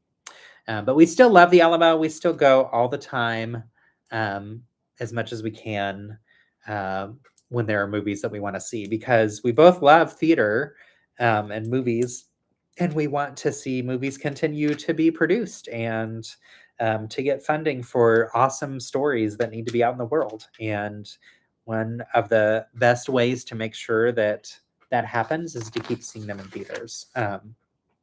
So not to chastise anyone who doesn't go, but I would say if you have the chance to go and want to, or enjoy the experience of going to a movie theater, I still recommend doing it that way, because it can really help with making sure that diverse stories get told. So it's so easy just to be like, I'll just wait till it's, streaming at home. But I would also say my experience with watching movies at home is my phone is out and I get distracted and I don't pay as close attention, and I miss a lot of the really interesting aspects about the story that I could have experienced otherwise. And so, is this how this goes? Yes. This is an interesting, weird section of this build. But yeah, let's see. Yes, no, phone is a big deal to me. Agreed. Absolutely agreed. SM in the Philippines has been better reinforcement of their no phone policy. Interesting. Yeah. They were really strict about it at Alamo. And for them to say that they're moving to mobile ordering only was a huge shock. And something that got a ton of pushback from people. And so my hope is that they back away from that plan. People can be pretty vocal in Austin, so maybe that'll help. We've been pretty vocal about it. We both have complained and emailed and said, don't do this. We are some of your most loyal customers, and we're telling you we don't want this. So SM is a shopping mall chain with movie theaters built in. Cool, thank you. We used to be that couple who would try to see the Oscar nominees. Yes, we did too. But that has fallen off due to difficulties for her getting around. That's totally fair. We still try to see as many of them as we can. Pika Pika, yeah. It's coming together. It's coming together nicely. So it's getting much heavier now that we have the back on, but still you can see Look Mono Hands is still applicable. So I wonder if that'll be the case once we get the head on though, because it's pretty hefty. All right, now we are building that same thing we just did in reverse. It was this section here. I'll turn it sideways so you can see. But kind of like the neck, I guess, would be the way I'd describe that. All these little chipped off tiles are fun. So these pieces.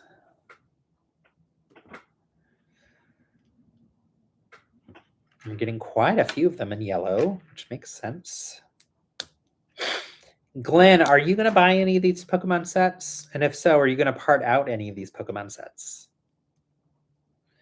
When we've been talking about the parts in these, I've wondered if I know anybody that would actually part them out. And I thought, you know what? I could see Glenn doing it. He might just do it. But also, I could see you doing both, building the set and parting it out. So yeah, do I have you pegged correctly? Is that right?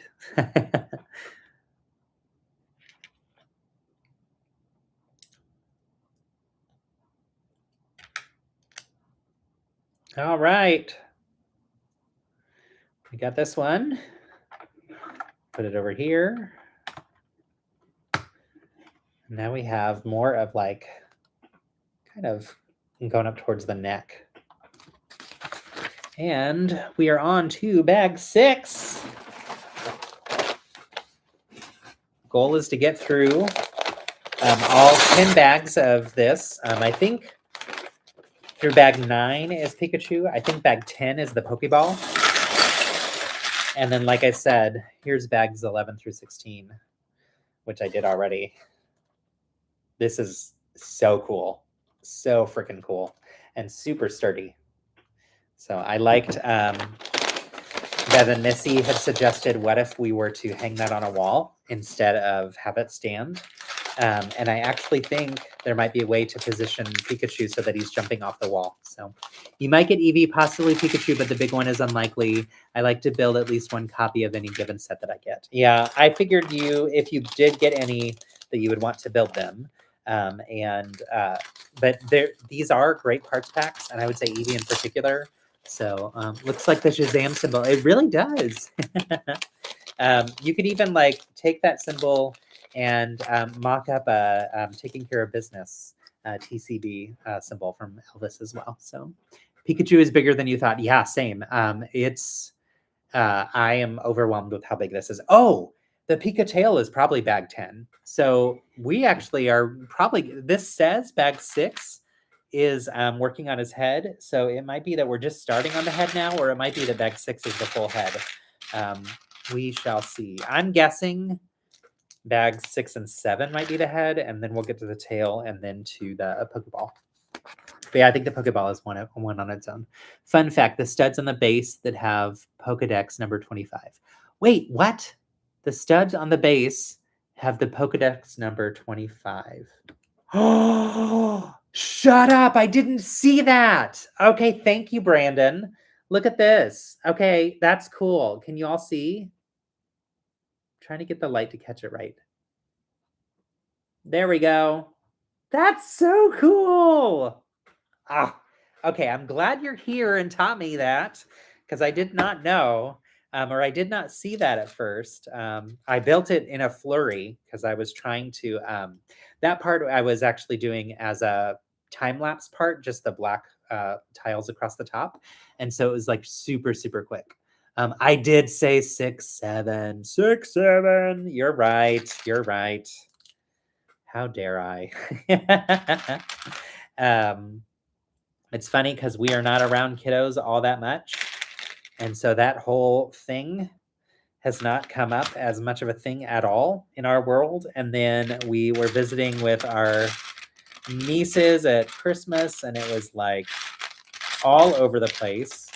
And I had just learned about it from other Lego builders that I know from Instagram who shared more of the lore with me because they're all teachers and helped me better understand it. And I was like, oh my gosh. Yeah, I did not know about this trend. So what I love about the 6, 7 thing, though, is I saw this teacher who shared about this, and I totally agreed. Oh, look at these coral bricks. These coral 2x2s are all up in the head of Pikachu. The whole 6, 7 thing is your 5-year-old granddaughter is obsessed, right? It's so silly and ridiculous. But what they were saying that I thought was really sweet was they were like, this is an innocent, in the know thing that all kids are in the know, and it has no extra hidden meaning that's gross or weird or sexual or silly in a not silly, but like in any like nefarious way. Like there's nothing bad about it. And it allows all kids to be a part of that, like in the know, in crowd thing, to be a part of, or to play the whole 6-7 silliness. Like it's just something that like the kids are all a part of it. And that's rarely a thing. Usually with any of those things that pick up with kids, there's some kind of added element to it that's not good, or that keeps some kids in the loop and keeps some kids out of the loop. And this is just pure. And I love that. So I loved that take from a teacher. It's a basketball term. What's interesting is if you do like a deeper dive to understand where this came from, there's like a million places that it came from. Basketball is one of a few. But it's just, yeah. Anyway, it's a sweet thing. Like that may sound silly, but it's something that like, yeah, all the kids can be a part of, which is nice. So love when those types of things can happen in the world. But also it's annoying for teachers to have to deal with all day, every day, and I'm sure can be a little bit of a nuisance. So I know there's that too. So all right, let's see.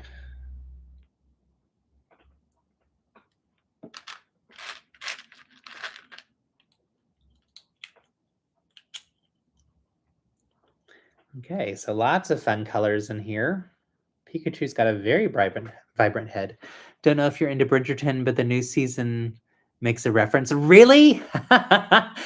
We are huge fans of Bridgerton. We haven't watched the new season yet, but I love that. It's so cheesy and fun and silly that they did. We will have to pay attention and watch for that for sure. Thanks for letting me know. I'm assuming you've started the new season? Also, hi, good to see you. I was telling Bev and Missy on here earlier that I'm going to refer to the three of you as my Pokemon trainers. Because you're teaching me all the things, so.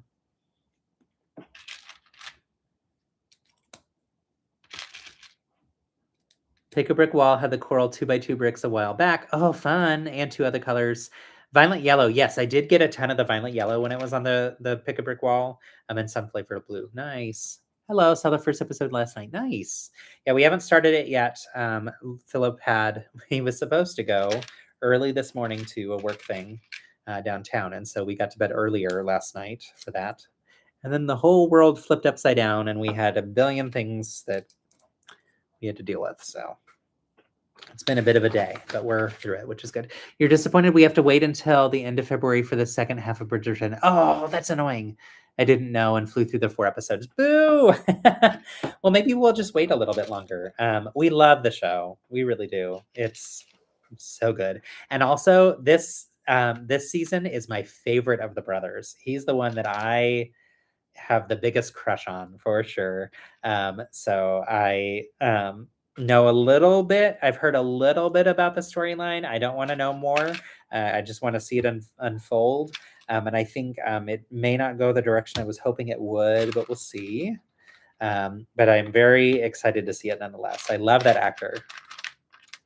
He's very swoon-worthy to me. So you currently have 8 boxes of Pick a Brick to unbox. Oh my gosh. I don't still want the boxes, but thank you. You brought so very many. And I am so grateful for them. And I use them nonstop now. They are so perfect for what I've been needing to do. Y'all, we're getting rings, gold rings in here. Is there something related to gold rings with Pikachu, or is that just a spacer? Because they could have used something else for a spacer. So I feel like there must be something related to gold rings. Anybody know? Yeah, more rings. I love that. It's so fun. Oh, that's sweet. Yeah, I sent out. Yeah, I saw your gifts this morning. Thank you. And I sent you one today that was a fun mural, I think. If I remember correctly. I'm trying to remember which one I sent you. But yeah, they're using those rings as this little spacer here on the left and right. That's really interesting and confusing. I feel like there has to be some secret meaning. What is it? What are you telling us, Pikachu? What are you telling us, Lego? Every set I've seen them ring in has had 2 extras. I see one. There's still plenty in here, so I'll let you know once I get through that part how many are in here. But I only see one so far. Ooh.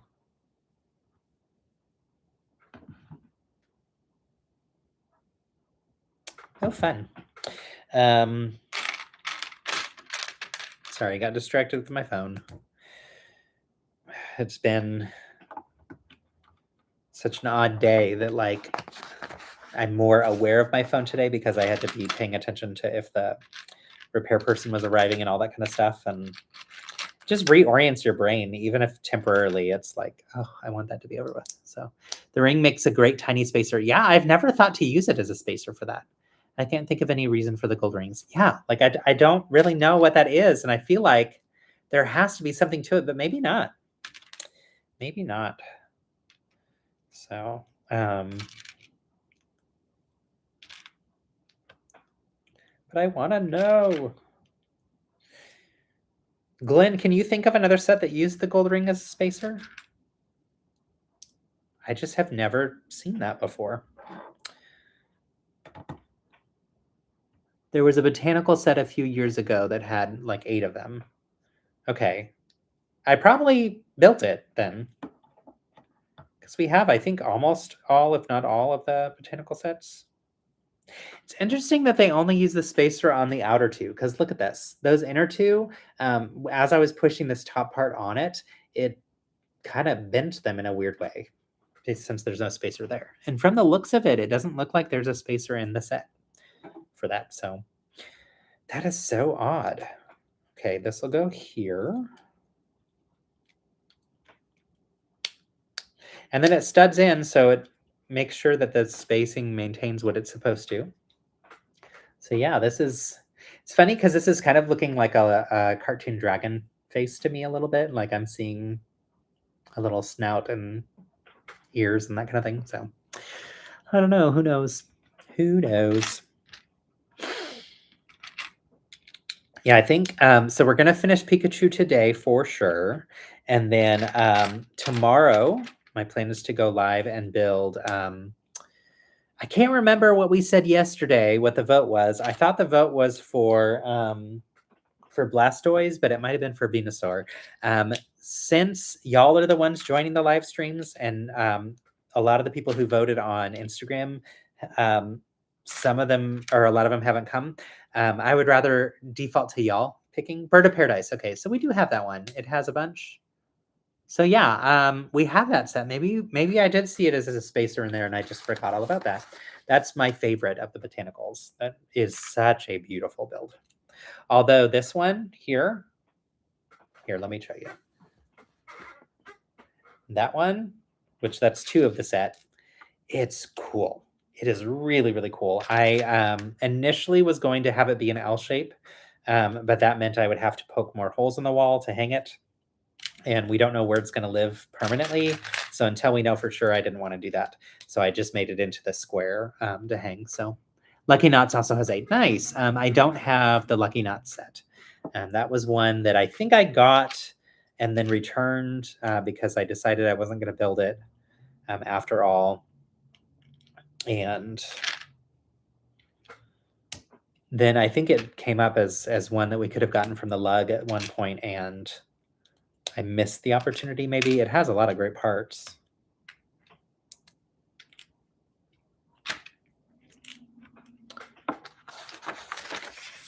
All right. I'm going to tilt this back down to show you the build again and to cut off my head a little bit. I could push this back a little further, but I want to be able to read the chat. So there we go. Hey, let's take some water. All right. Y'all, thanks for chilling today.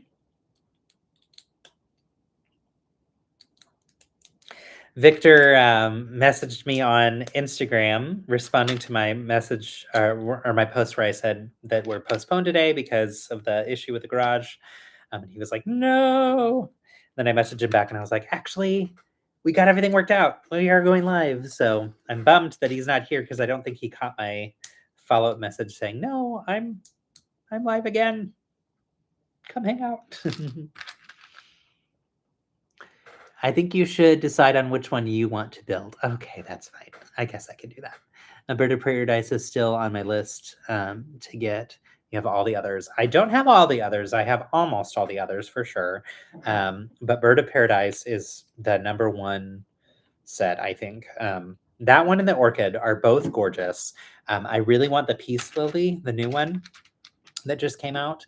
And the next set that I think I'll buy or maybe request a review is the Peace Lily and also the Tulips. Those two are really stunning. Usually they send us those for review, and we didn't get sent those two. So I'll either use some of my, I'm going to call them review credits more or less. That's not what they're called, but it's called activity support. We're able to request a few things that are on store shelves a couple times a year. And so I'll probably throw those in as well. We drafted the Council of Elrond twice at Brick Fiesta 2013. I scored a bunch of rings. Nice. So you can have a million proposals happening with all of your minifig armies. Could do a mass wedding in a build. Or it could be like a dream sequence for Gollum and maybe his either dream or his nightmare potentially. And I'm like, what could we do with all of the rings that Glenn has in his stash? All right. I like the addition of the pink and coral inside our friend here. We're getting lots of vibrant colors, which is good. Mass Moony wedding. Yes. What's a Moony? Like mass wedding on the moon?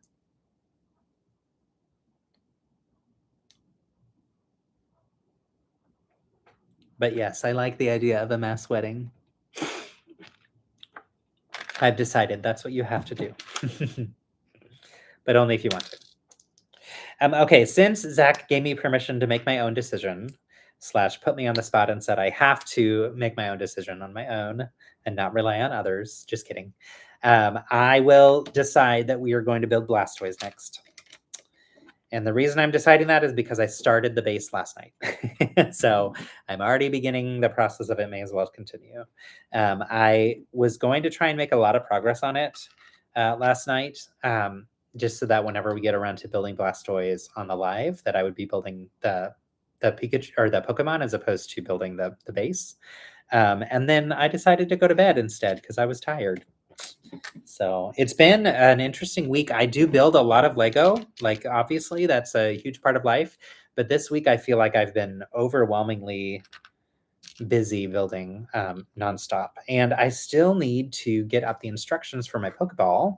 Glenn, I don't know if you were here and saw this, but I made a Pokeball that's really big that I'm sure you could do very easily. But I'm going to put the instructions up for people. Maybe this weekend. We'll see. I'll head up for today. Sounds good. Good to see you. Have a good night. And yeah, if you're available tomorrow, happy to see you. Blastoise is your favorite of the three in the big set. Nice. The tulip set is gorgeous. You have them on the dining table. Ugh, so cool. Mixed in with the daisy and the lavender set. Nice. That's cool. On the moon would be good, but I was referring to the Moonies a while back that were kind of infamous. I'm going to need to look that up. I might know what they are, and I may have forgotten. Or it may be something that's completely not in my head at all. Like maybe I just was never aware of it. Here we go. Here's the piece. Okay, so this head is obviously not going to be all in this one bag. So 1997, 30,000 couples tied the knot in Washington, and 2 years later, around 21,000 filled the Olympic Stadium in Seoul. Wow! That's cool. That's a lot. That is amazing. Also, what it made me think of was the Grammys performance of, I think it's called Same Love. I can't remember the name of the song, but it was the song by Macklemore that featured Mary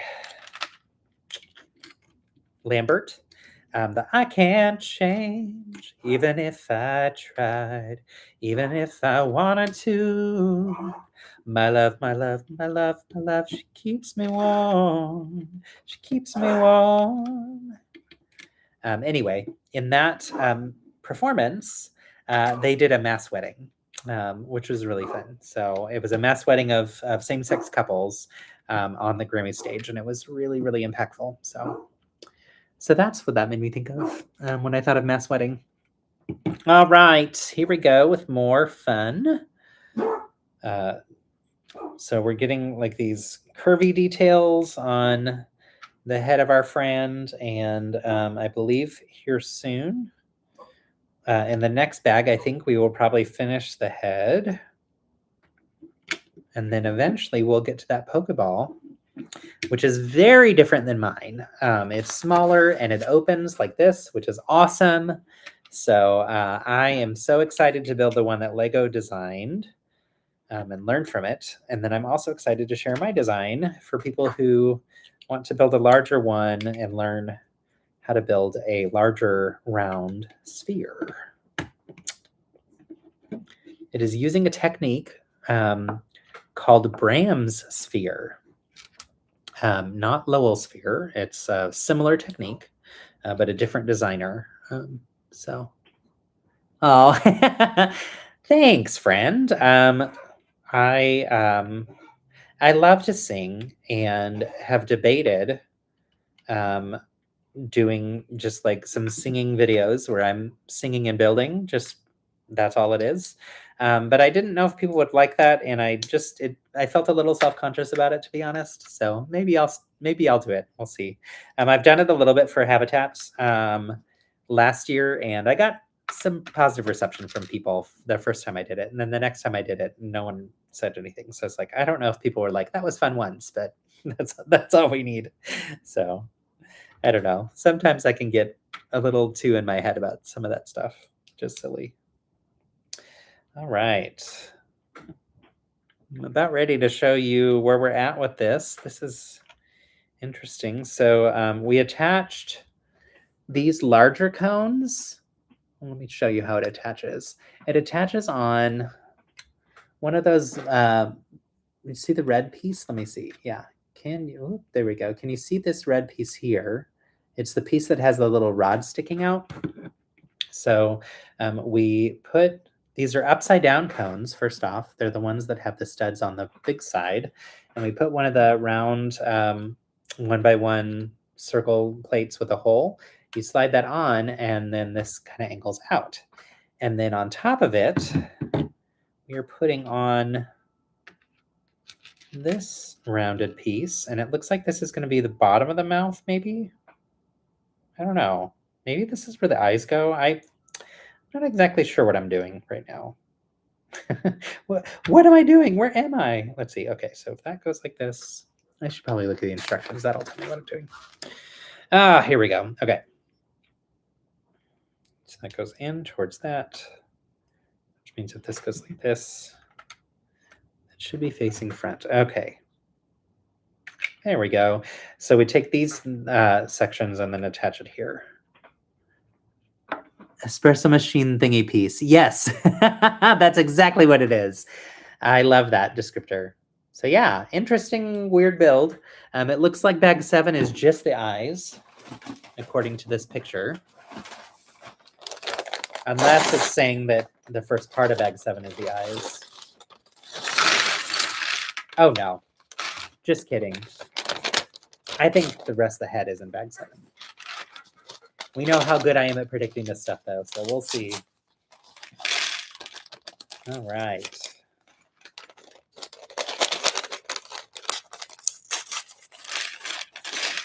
Maya, did you get any of the Batman stuff for review? I don't think you're much of a DC or Batman fan per se. I know you're enough of a Batman fan to have competed in LEGO Masters and did a Batman build for sure. So I know that there's that piece, but yeah, I didn't know if you're a Batman builder or not. Those and the 2-plate tall half circle snot piece are so great for random angles. They really are. I love that 2-plate tall. I call it the D snot. I think I've heard other people call it that. So somewhere I picked up that language. Hey, look, it's the eyeballs and it's on a shield. That's fun. So it's going to clip in. I like that. Yeah, I was supposed to get the Batman sets to review, and then they inadvertently forgot to send them to me. And I reached out and they fixed it and have them sent to me now. So I think they should come next week. And I'm excited. So I may do, just like I'm doing Pokemon week this week, I may do a Batman week another week when I start to build those out. So because they have come late, it's past the embargo date. So a lot of people have already reviewed and shared them. So the Batman stuff is here. It's a sore spot for you. Oh no. Oh, no Batman stuff here. Oh no, I'm sorry. Did you want that stuff? Yeah. I specifically asked for it. One thing I would recommend you do is if there's ever anything that you know is coming that you want to see or want to review, I would recommend sending an email to the LEGO Ambassador folks and letting them know that you'd like to review it. It's no guarantee that they'll get it to you, but sometimes they do. So in this case, they did for me. And part of it was I told them I interviewed the designers at Fan Media Days. So I have additional content that I wanted to share related to that from those interviews. And specifically after those interviews, really wanted to get the sets. So if at all possible, I would love them. And this time they agreed, which is so great. For everyone else on the chat, that's not normal. That's not the process that normally goes. You have the Pokemon, Orange Cat, Botanicals, and 2 others that haven't been revealed yet. Yeah, so you've got your work cut out for you for sure. There's a lot coming out in general that's really fun. Maya, we got similar batches of things though this time. I want to say too, I never want to take this for granted that we get these sets to review. I feel so grateful and so lucky to be a part of this program, and that LEGO supports our channels in these ways. And it's not lost on me that a big reason for that is because of the wonderful communities that we've developed with our friends here. So I'm very, very excited. Yeah, the Hail Mary. That was exciting news. They sent us the press release information about that last night, but I don't typically share a lot of the newsy posts unless it's something that I'm like dying to get. And part of that is I'm not constantly on the land to see all of the posts in advance and to like be on top of those things, but also like that's just not what I like to use my channels for. So, and there's no requirement for us to, which is nice. They allow us to kind of do whatever we want with that, but I do like that we get the press release stuff a little bit in advance when there's something cool that they want to reveal. But all that said, I didn't see the stuff about Hail Mary because I wasn't on the website much this week, I guess, and missed it. So yeah, that was really fun to wake up to and be like, oh, well, I missed that reveal. That's okay. So Project Hail Mary, another interesting movie to make a set for. Yeah, I was really surprised, but I'm excited. You didn't specifically want the Batman. It's a sore spot from the show. Oh, gotcha. Okay. But great info on requesting specific sets. That's funny. You and I both could say Batman could be a sore spot from the show. I chose to embrace it as something I loved from childhood. So I'm going to continue loving it despite our experience with it on the show. But I fully respect and support where you're at with that too. And I know that you're saying that in a light teasing way. Y'all, look at this printed ditty.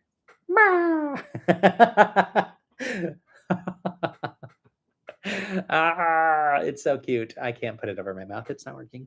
Project Hail Mary, another, yeah, it surprised me for sure that one got a set.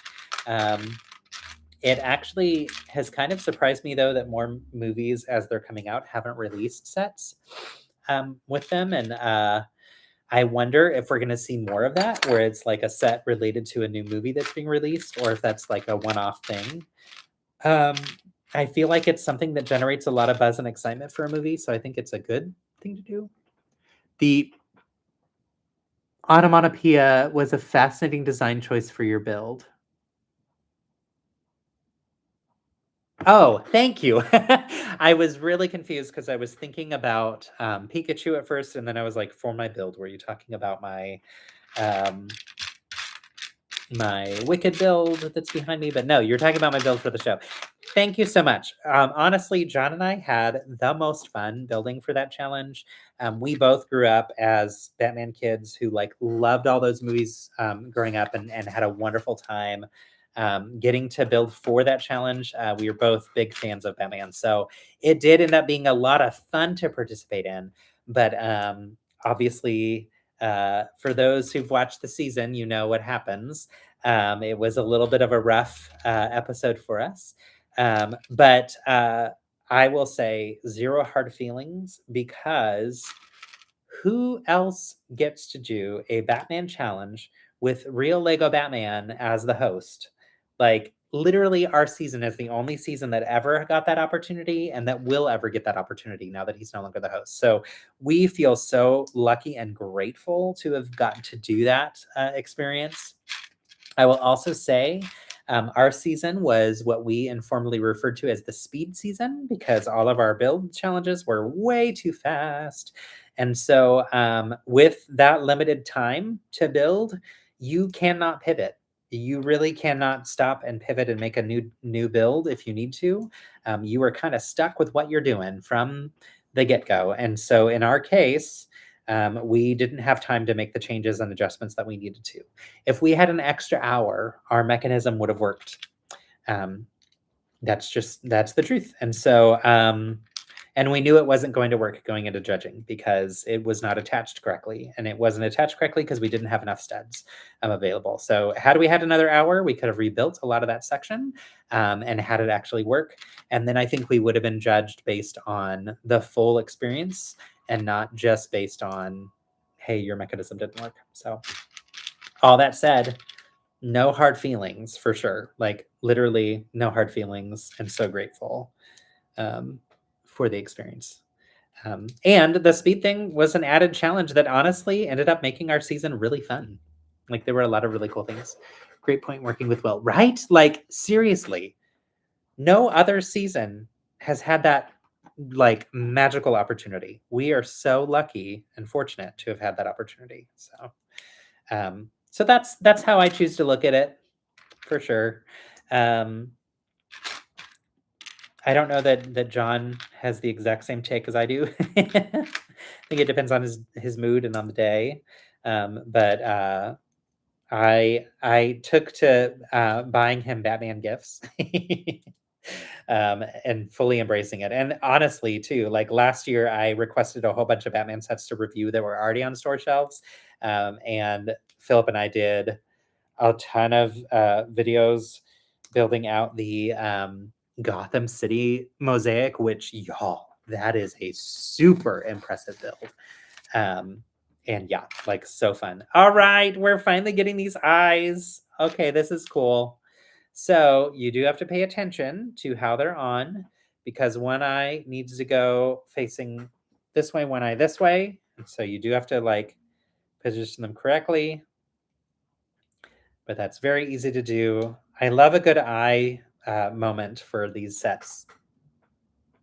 Hey, this looks so good. I like these a lot. Um, Still kind of stunned by Nick Cannon hosting the new Lego Masters.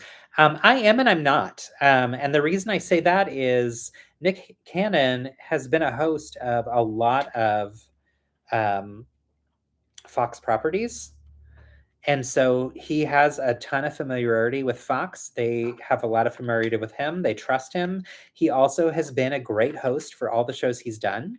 And I think that he is capable of tailoring his hosting abilities to whatever audience he's supposed to be reaching. So I actually think he's going to do a great job. And that is an unpopular opinion. And I know that. But I honestly think he'll be fine. Okay, what do y'all think about the head so far? This looks like a caterpillar to me. It's a caterpillar head. It's like the very hungry caterpillar. The eyes have it right. They do. I agree. The eyes have it. No nays here. I'm a fan. I think this looks good. This little bump out on the side being a little bit sticking out is maybe not perfect, but I don't know. I feel like it's okay. Let's see. Hi, Dove. Yay. You're here. I didn't know you're here. I love the prints for the eyes and the mouth, but I wish we had more brick built details for those features. That's fair too. I think the prints for the eyes are great. I do agree, actually. This is so cute. But yeah, maybe they could have done brick builds. That's true. That's a fair point. I like that point. Good thinking. You first remember Nick Cannon hosting America's Got Talent until I watched a couple of all that reruns. Oh yeah, long time ago. Hello, hi Jay. Hi, I tried logging in at 1:30, but your phone wasn't having it. No worries. I also wasn't having it. We had all kinds of issues over here at our house this morning, and I almost canceled the live stream because of it. So it ended up resulting in this one starting at 2. So I did start one at 1:30, and for some reason, uh, in I think trying to adapt or change it, I somehow turned off the feature of having it being publicly listed. So no one knew that I was live. And I was live streaming by myself, and I was like, I think that I'm going to turn this off and start over. And I'm glad I did, because y'all are here, which is great. And we're having a much better time than me by myself. But yeah, this morning, short story is we woke up. Philip got up to go to a work thing that he had to run to. And he was like, I'll see you later tonight. He has a work dinner, blah, blah, blah. And then all of a sudden he came running back in the house and said, oh my gosh, help me. And I went outside to help him and found out that our garage door was like this, partially open. So like if this is the front of the house and the garage door normally goes like this, it went and then got like this and stopped and froze halfway while opening. So not cool at all. You kept refreshing and thought you must have not seen the right date. No, and I'm sorry. And I tried to like update all the things with the right link, and I clearly missed one. So my apologies for that. But yeah, so our garage door just completely gave up on life today. And he couldn't get out to get to his work thing. And we called garage repair, and they showed up at noon. And by 12:30, the guy was gone, had our cars out front so that Philip could drive away, and had paid a fortune for a new garage door that will be coming in the next 6 weeks. So it was a morning, but we're here. We made it. Philip and I had on our to-do list this year to replace the garage door. And our to-do list said, hey, how about today? So not at all what we were expecting to do, but you know, it is what it is. And now we will be all set with a new garage door, hopefully sooner than the timeline that they said. But all right, this looks like I think this might be the underside of the mouth that we're getting, but we're getting some curvy parts. So you left a ladder under the side garage door once. It was so scary. Oh gosh. James came out and fixed it with 2 movements. You were panicked. Yeah, we've had other issues with this garage door before, and we were able to fix them ourselves. And both times that we had those issues, we said, you know what, we need to get this replaced because it's a very old garage door. Both the opener was really old, and also just the door itself. We had someone come and give us a quote last year, and it was a very expensive quote, but it was because we were looking to do a wooden garage door. And so we were debating if we wanted to do wood or not, and ultimately decided, you know what, we probably don't want to do wood. We don't need that. It's fine. We'll go with the lower price. But there were other things that were taking precedence. And so we just didn't jump into fixing it. And here we are regretting it a little bit. So thankfully, like I said, the big thing is we're safe, you know, like that's good, right?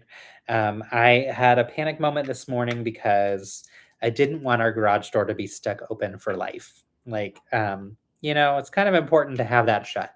We don't want people to have access to our house through the garage, or have access to all the stuff we have in the garage, since we do Like, it's mostly Christmas decorations and Halloween decorations. So, like, if anybody went in to steal stuff, they probably would be disappointed.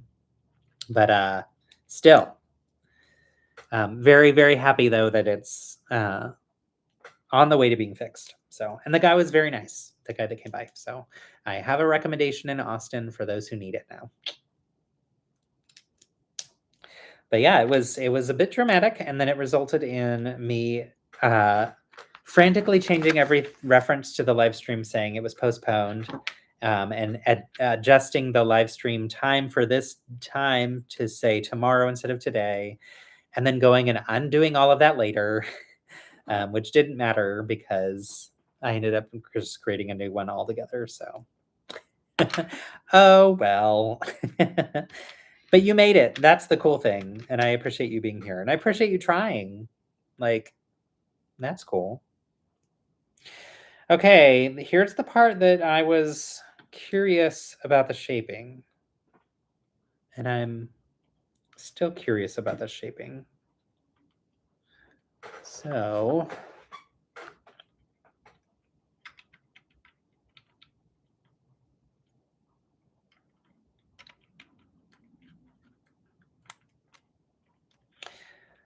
there's like rounded bits that stick out.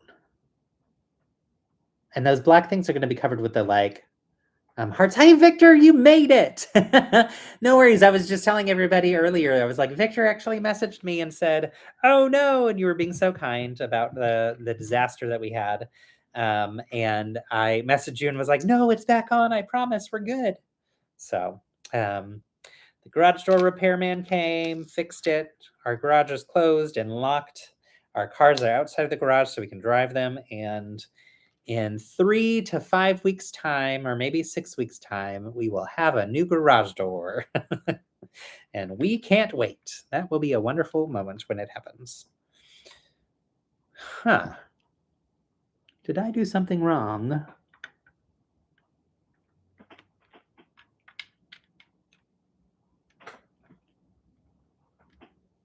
Oh, no, I didn't. Okay, I am not paying attention here to the instructions. He looks really scary right now. That mouth thing. You were having a safety audit at your plant, but all clear now. Okay, good. I'm glad that it's all clear. And I'm glad that you're here. It's good to see you. Thanks for joining. Oh my gosh, y'all have just been such a delight this week. It's been so fun to have y'all around. Ah, ah. Okay, let's put it on. Enough playing around here. Enough of this silliness. Okay, there we go. Yay. I don't know. I think these white things are going to be covered. Let's find out. Yep, they are. So we got these little cute bump outs here, and those are going to cover here. So it makes it a little bit smoother. And then the other one too. So Maya brought up a good point of interesting that they didn't choose to do, or maybe disappointing a little bit, that they didn't choose to do brick built details to have an open mouth. Instead, they did this printed mouth, and also the same for the eyes. Eyes, I like. The mouth is cute. I think it's a good graphic design. The graphic designer did a good job with it. But I kind of agree. I think there could have been an interesting way to do like a different style of mouth. So, y'all, I lied when I said that this bag was probably the end of the head. We still have the whole back of the head to go and those ears. So I'm just who knows if you can even trust me? I'm clearly not trustworthy. I could look ahead. That is a possibility, and I won't. I don't like to do that. So that's not how I do things. Okay, these are the rosy cheeks though, y'all. Cute, and they're the right size. Is it male or female? You're gonna have to tell me how to find out. I think there's a way to change the tail to make it female, but I don't know the difference between a male and female Pikachu yet. So please teach me. Where are my Pokemon trainers? Help me out. Help me know what I'm supposed to look for. All right, so then this goes here. This attaches here. And I believe we are done with that bag. Yep. So now we're on to bag 8. The tail shape, actually, you were right. Okay, I am right about the tail shape, but I don't know, like, can you describe to me the different tail shapes? Because all I know is a tail shape that looks like a lightning bolt. The end of the tail shows the gender. Okay, cool. Is it like if the color of the end of the tail?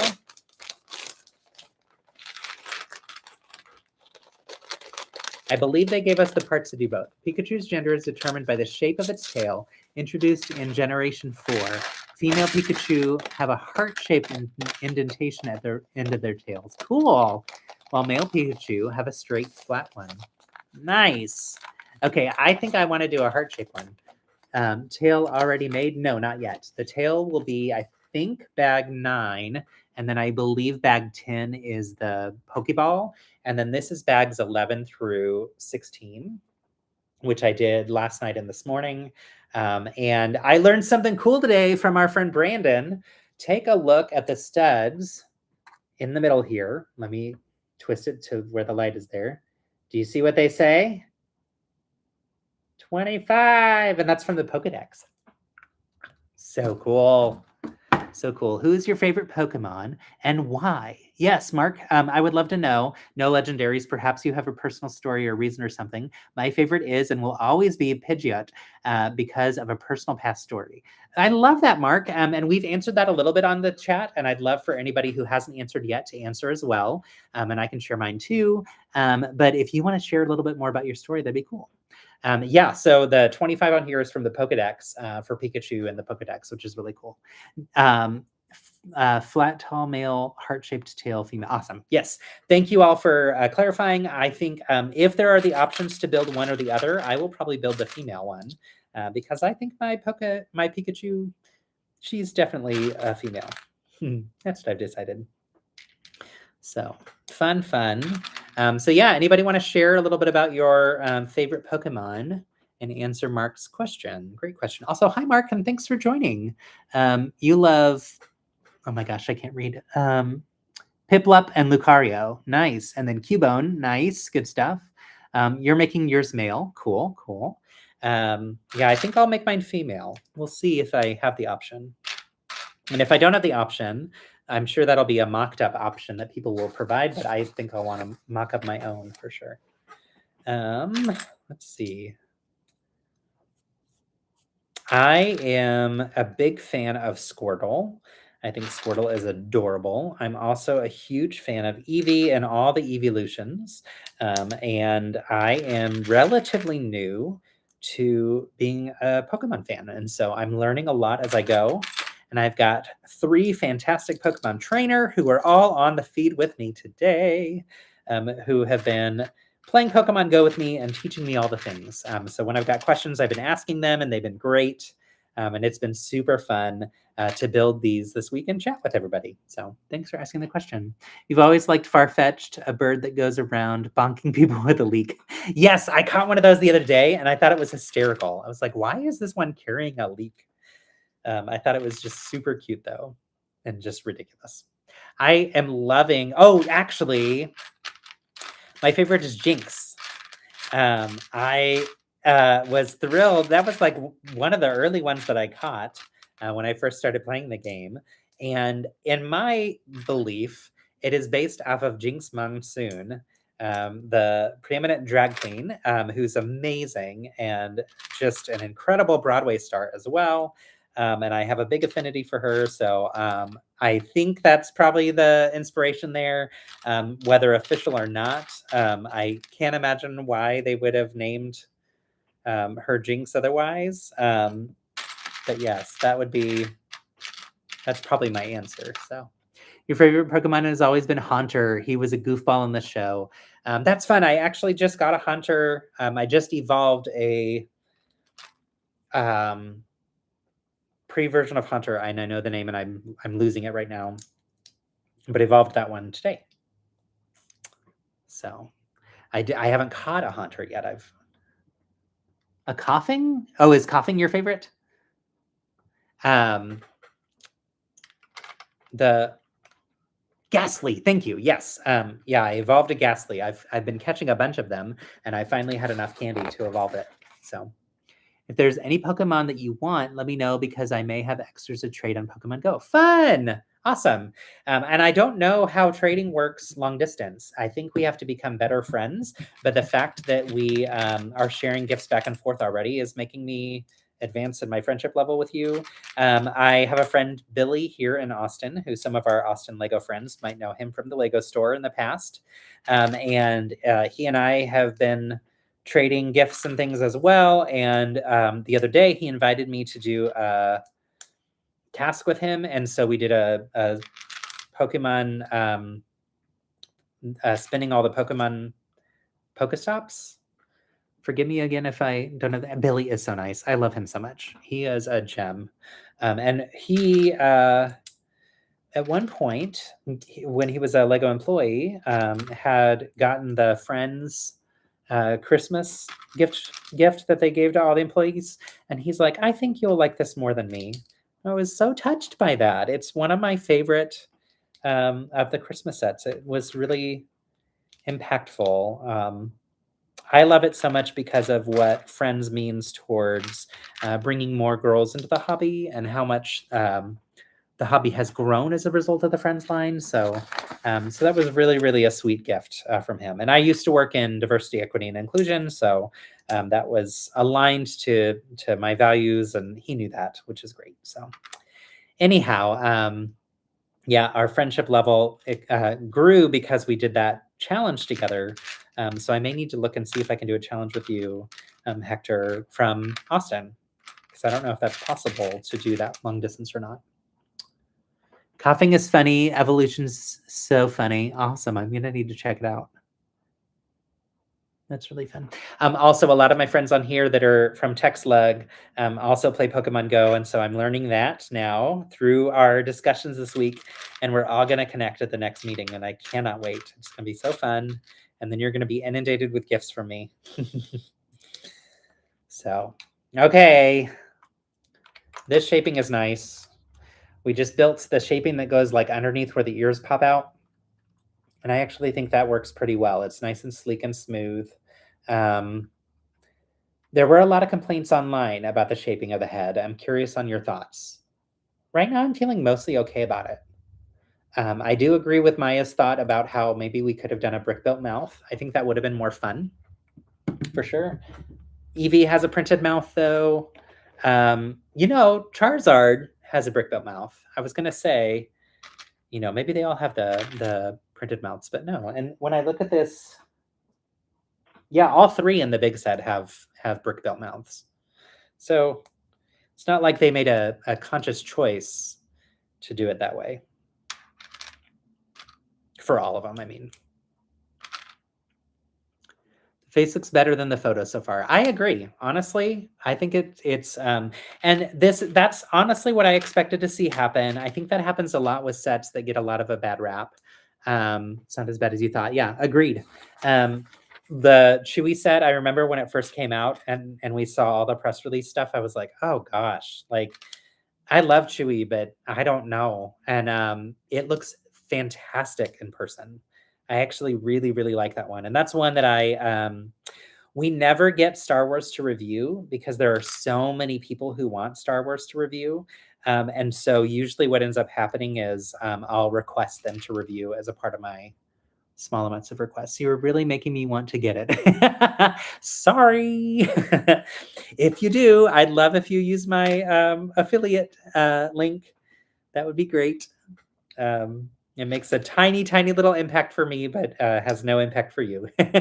Great job. Ha ha. Gotcha. I knew I could swing you towards it. Honestly, it's not my intention for these live streams or whatever to win people over for any sets. But it is my intention to talk about like what have I learned and what can you learn from these sets and to show those pieces. So I'm just teasing about all of that. But I do love when someone finds out stuff that they wanted to learn from me from this, and it helps them make an informed decision. So Thank you for letting me know. Most sets look so much better in person. Agreed. Having people show it off on social media is such a good marketing tactic. It really, really is. Lego knows what they're doing. They chose us all for a reason, those of us that are in the Lego Investor Network. And I, like I say over and over again, I will forever be so grateful for this opportunity. I don't ever want to take it for granted because I feel immensely lucky. That we're in this position. And I say we because Maya is also a wonderful Lego ambassador with me and just a good person. Great person. We've got great people on the feed all around. I wish everyone on this feed could come to our TextLeg meetings and hang out with us in person because we have a really, really good crew, as evident from our chat today. Y'all, these ears. Okay. This is pretty solid. I thought they were going to be more slender, but this is a nice build. This is a very nice build out of the ear details. And I like the use of the triangle tiles that I'll put on here in a second. You'll see, but it really finishes it off beautifully. There we go. See, you add those triangle tiles and it just makes that perfect little slice. What Pokemon sculpture you think will be coming next? I think we will get a Snorlax. I was wondering what ones we'll see moving forward. I think Snorlax would not surprise me for sure. I actually was battling people with Snorlax today a lot in the game, and I don't know why there were so many people battling with it, but it made me think, oh, I need to level up my power up my Snorlax because he's a pretty fierce competitor. But yeah, I could see that one. I also think that we might get, not think that we might get, I would like to see the pre-evolved versions of the large set. So a Squirtle, a Bulbasaur, and Charmander, right? Charmander becomes Charizard, if I have those right. Jigglypuff, yes. I think we'll for sure get a Jigglypuff. I don't understand why we don't already have one. I still think Meowth Big Fig is too natural or easy for them to do. Yeah. It could include Team Rocket minifigs. That would be fun. I want them to do a minifig series, a CMF line. That would be really cool to me. Oh, weird. Okay, so I'm building two identical ears. I forgot that, like, since you can rotate them. No. Oh. Oh, because one way it's this way, one way it's this way. Got it. I'm here now. I figured it out. We got there. Okay, so I get to do that again. Build one more ear. Oh, and I'm doing this in the wrong piece. Let's see. Charmander, Charmeleon, Charizard. Thank you.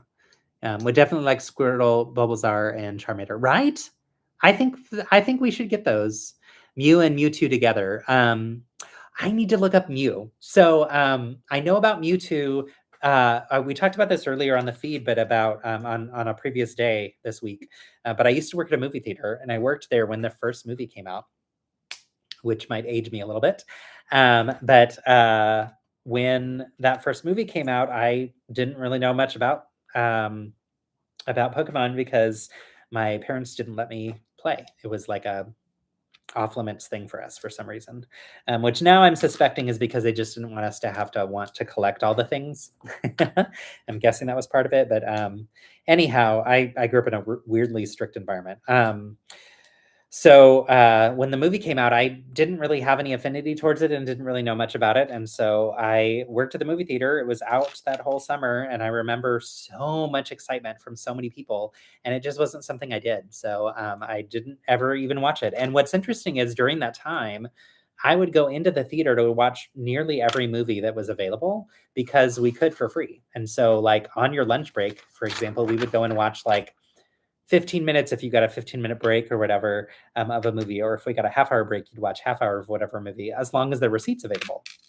We were allowed to go in. And so I saw at least 30 minutes of nearly every movie, and I wanna say that that's one that I never walked into, because I just didn't understand it, you know? If it's not something that ever, like, crosses your periphery, it's like, well, you know, maybe not. There's another one that I didn't ever go into, and that was, which now I probably would love, but it was, I wanna say it was called Team America, but it was by the makers of, South Park, if y'all remember that movie. And, so that one came out during that time frame as well, and that was another one that I didn't see. I also, any horror movie, I wouldn't have gone in to see because that was not my thing then, it's still not my thing now, although Philip can sometimes convince me to see some with him. He's very excited about Scream, and he's got me excited about it too, not gonna lie.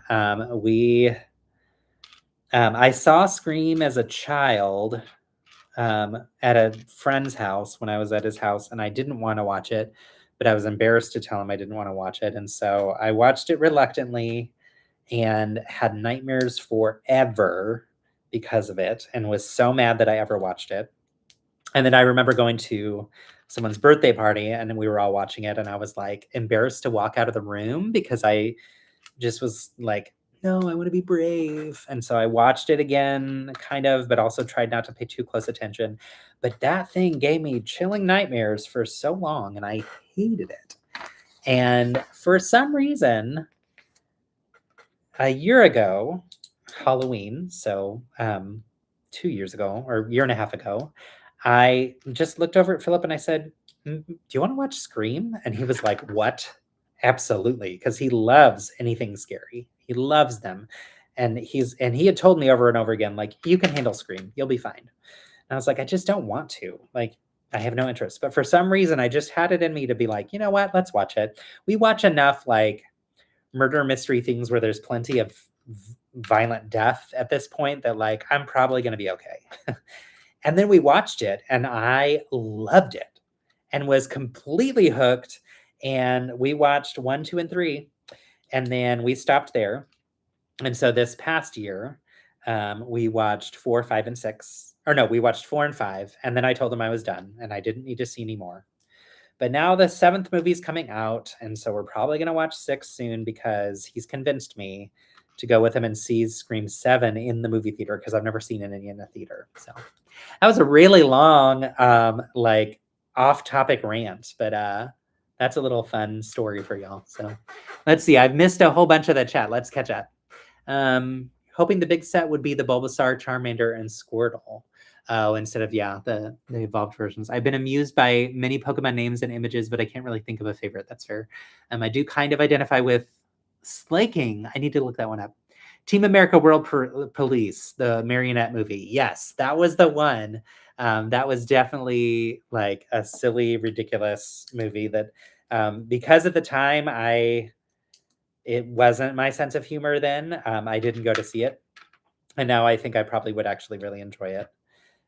So um, there you have it. Okay, we have an ear and another ear, and we can put them in, and they go in using these axles. So let's figure out which axle goes in. It's interesting that they have 2 axle holes, but there's only 1 axle in here for it to go into. Okay, but I do like the flexibility of this. So, okay, this is cute, y'all. So you can twist them.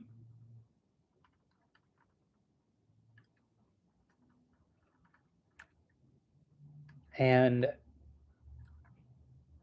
either way, it looks, well, no, wait, now they're going the same way, right? Here, now they're opposites. Wait, did I do this right? They look the same. Which they can. It shows that they can look the same, or it shows that you can twist it and have them go opposite directions. If I go this way, are they the same? No, they're opposites now, but they're the same on the other side, so I did one of them wrong.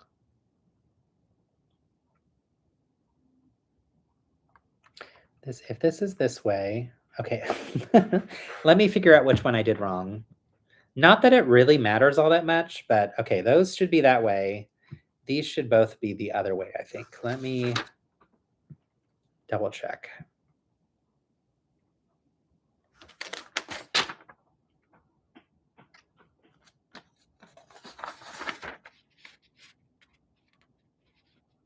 No?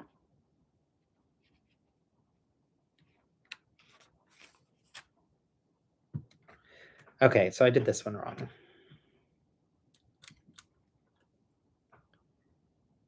Interesting.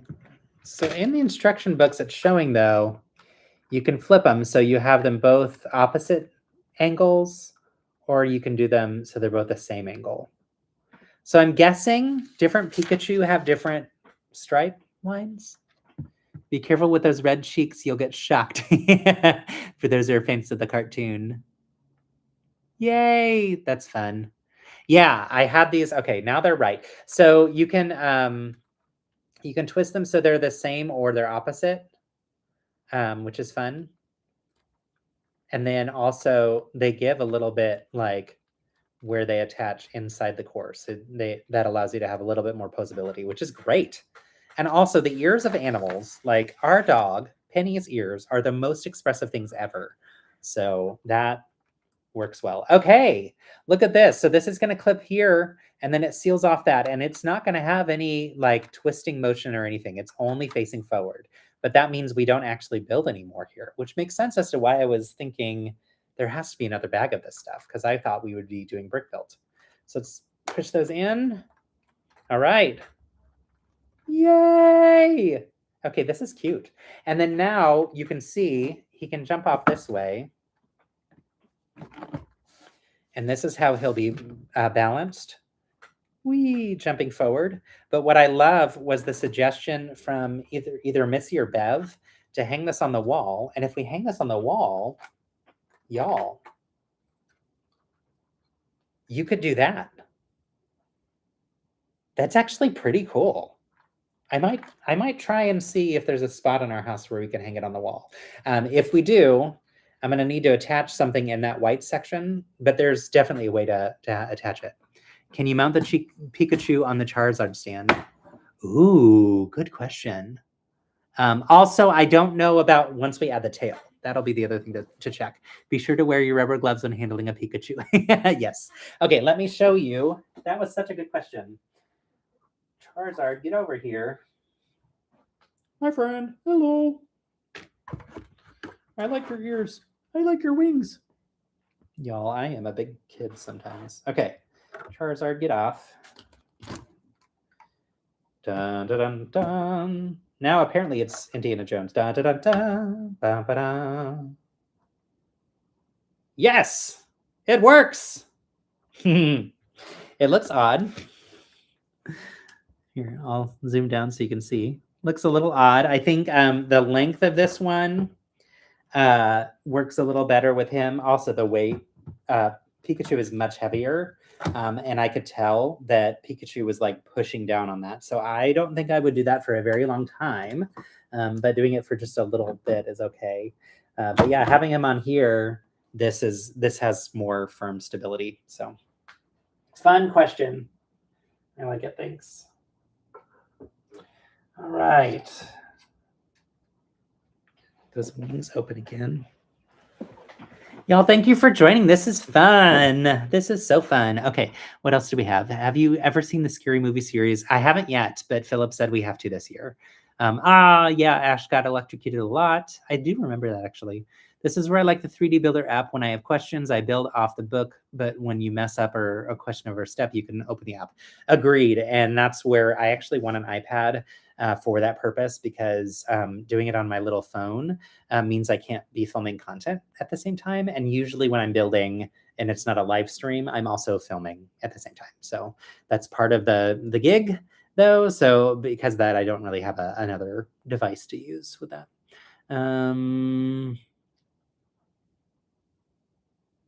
Victor, you said those look weird. Were you talking about the ears earlier?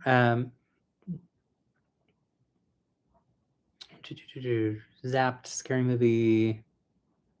We tried the Charizard stand. Yeah. Be sure to wear your gloves. Bev likes it. Yay! To be fair, LEGO nailed the scale of what the Mons look like in reality. What are Mons? Sorry. Just not gonna comment further. Jumping out of the volcano. I didn't think Pikachu went in as far on the stand. Oh, Pokemons. Duh. Sorry. Duh. Of course. So Pikachu, it didn't look like he was going in as far on the stand, but he actually was. The difference is the hole inside Charizard is longer, so he can go in further. Maybe that's what you were saying, actually. But the hole inside Pikachu, that sounds. I'm not going to comment too much further on that either, I think. But yes, the hole inside of the way this one mounts cannot go in as far. All right, bag 9, I believe, is going to be. Oh. Okay. I'm looking ahead and not on purpose. Okay, bag 9, we're getting a Pokeball. Bag 10 is the tail. I'm going to do both. I'm going to finish all of it on the stream, so I'm not going to log off at 5 like I said. But do you all have a preference of do the tail, like skip this bag and do the tail, or or just do the order that it's in? I want to be respectful of time, and I know some of you might need to go.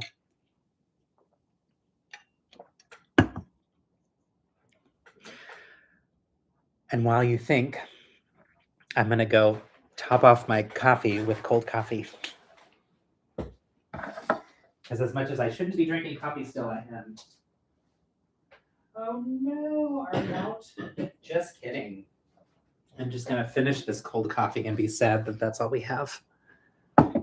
Tail. You just joined, but tail sounds good. Lots of people saying tail. Great. I'm going to skip the Pokeball. I will come back to it, though. And we're going to do the tail. You're playing the feed while you work. Nice. Tail first, then Pokeball. Perfect. Y'all, we just did this all out of order. I started with the base. We moved on to the Pokemon to Pikachu at the beginning. We skipped the ball and jumped to the tail. At the very end of the base, there's like the spark marks that I didn't put on yet. So, oh, wait. Are you kidding me?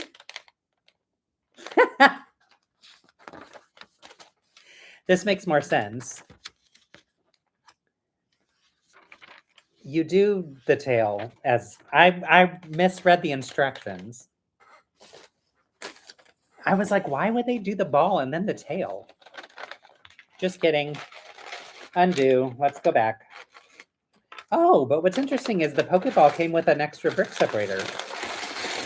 So this set has 2 brick separators? That's weird. Okay, we're gonna go back to 9 and do the tail. I was really confused as to why they would jump to the ball. And the reason I thought it was the ball, in my defense, is because the beginning of bag 9 is a stand.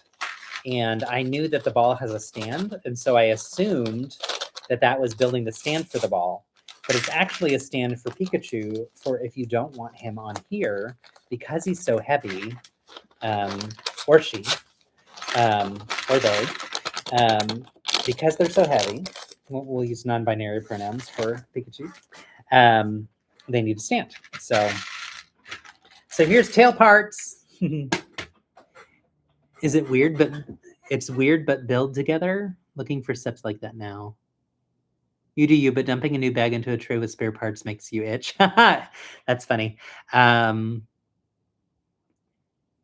you're the Lego master. Well, it didn't have, or no, it did have spare parts. Yeah. So I dump it all in. I don't, I keep the spare parts there the whole time. This is not a build together set, which is, well, let me find the box cover. It usually says it on there. This one's not a build together set. So which is disappointing. I want to say that Eevee was. One of them was. I'll have to look back and see. Building bugs out of order is chaotic, and it is driving me a little crazy because I'm not I've been like, wait, where am I? Wait, how much more do I have left? Like it really messes with your mind. But that's been this whole experience this week because I opened the big set and did Charizard out of order and then stopped and switched to this set. And the other thing that's driving me a little bit crazy is I started to, because of these live streams, and because I decided to do them weekly instead of monthly this in January, and I'm going to keep it up because it's been so fun. But because I did that way, I have a whole bunch of partially built sets that I didn't finish because I didn't get through it all on my live stream. And since I was doing something new every week, and since our house, when I wasn't building, we were focused on cleaning the house to pack up all the Christmas stuff, I have 3 or 4 sets that still have to be finished and are like just partially built, and it's really driving me wild. I need to just sit down and finish all of them, but yeah.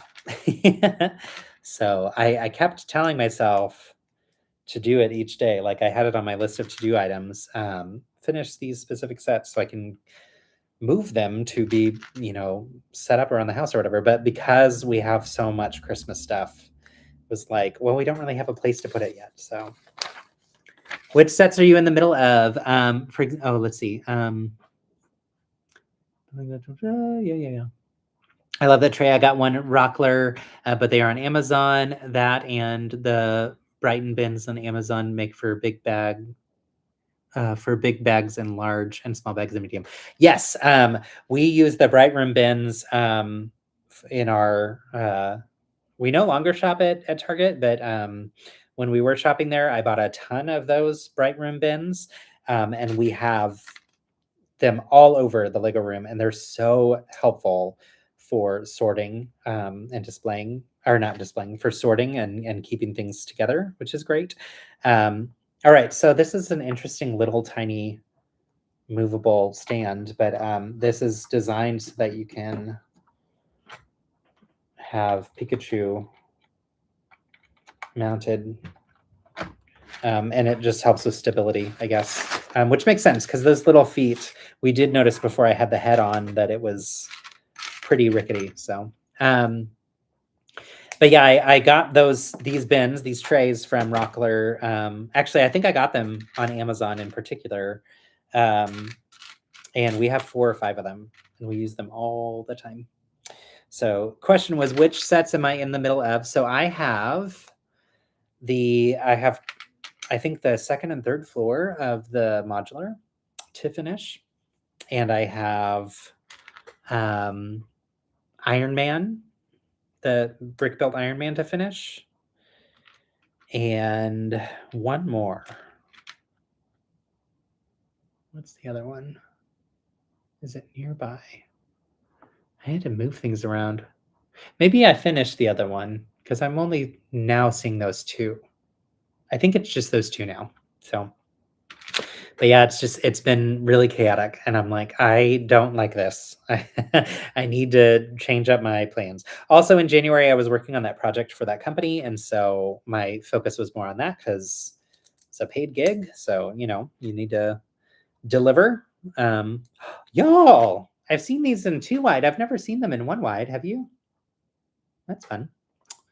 Let's see. For example, I kept all the spare parts of the Enterprise in numbered bags so I could analyze them later. Nice, that's fun. Which sets are you in the middle of? I already answered that. You've done that before. You have a work meeting set, smaller ones, and then sometimes a big one in the Lego room, like modular buildings. Bye, Maya. Great to see you. Thanks for coming. You stayed for so long. It was great to see you. Hope you get to feeling better. Big hug, friend. Okay, so let's keep going. Let's get this tail on, shall we? All right, so this is going to be to attach the tail.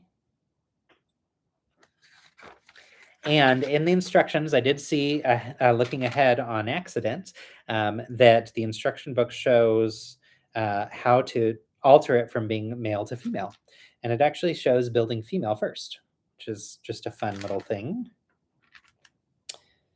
So yeah, I will probably keep mine as female for now.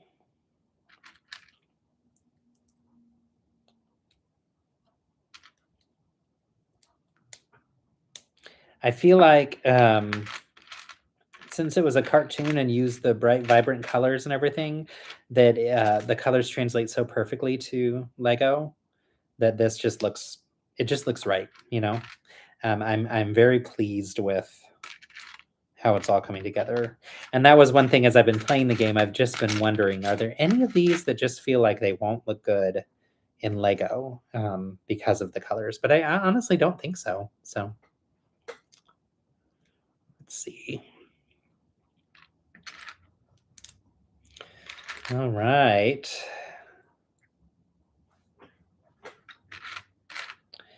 This is fun.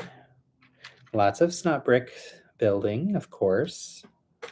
We also, this set has a ton of these pieces. It has a bunch in yellow, a bunch in black, and then also this one, just this one in reddish brown.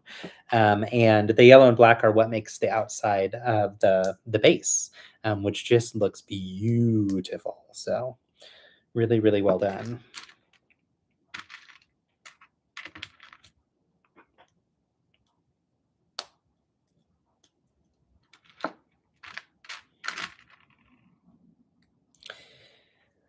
Okay, let's see. What is that, 1x4x1 slope? I think so. Yes. Yep. That would be what it is. See, we also, oh, there's a long version in yellow.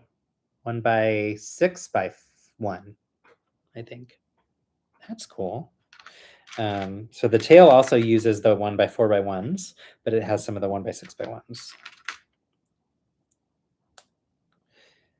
Okay, this is interesting. So we're getting some upside down build techniques, and that's using clips. So we've got studs up here, but then we have that little piece here, and now we're flipping the stud direction and clipping that on like that. That's pretty cool. So many new slopes. Yep.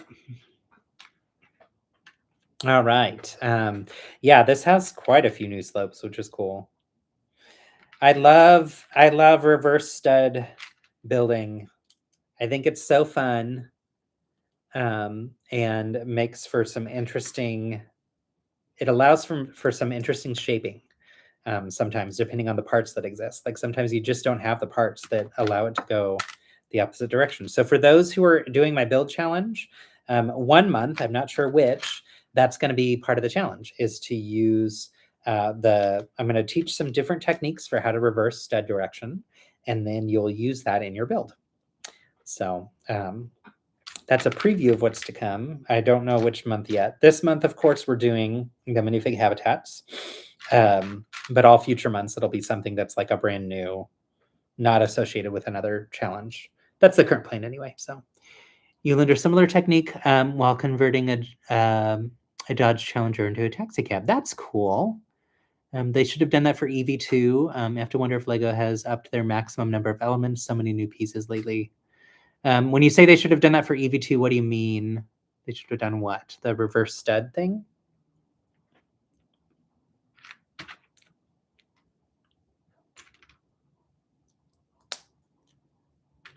I just read all those comments in backwards order. And some of them like build on each other. So that was a choice. All right, so this goes here. Nice. I love this shape that these slopes are making to make the jagged lines of the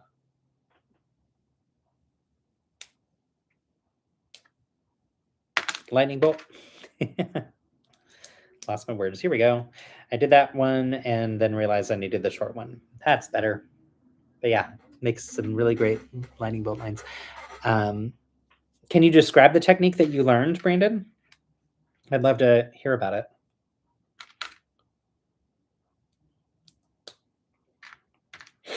This is so cool that it's teaching that, though.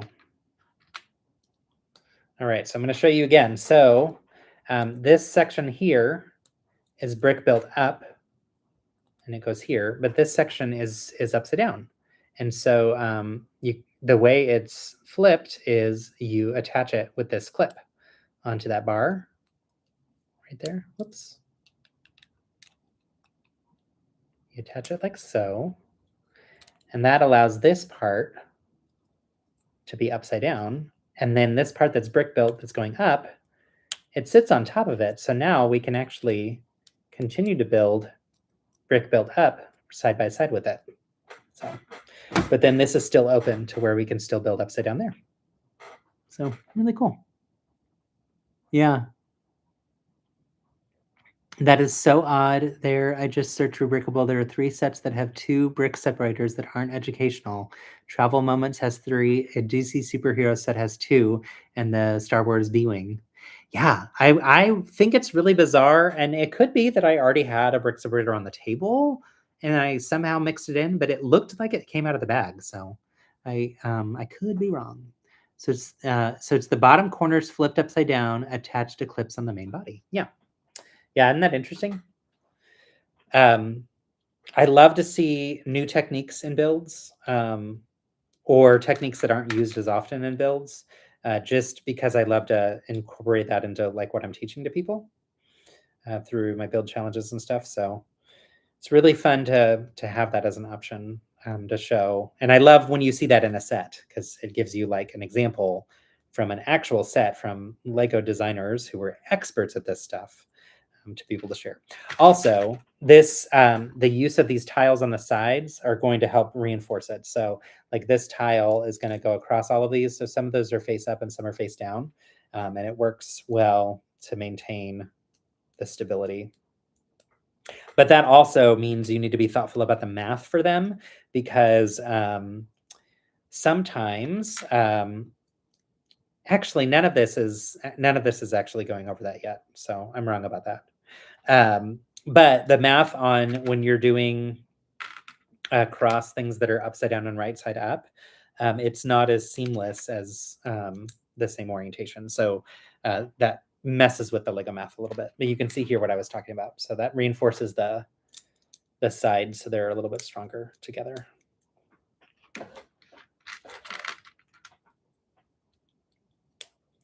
Okay, this is another example where Lego chose a color that is showing through that I wish it wasn't. So that's the second time that we're seeing that with sets. So we saw that with Charizard, but look, you can see the little bit of gold peeking out underneath here, and that's the clip that clips on there.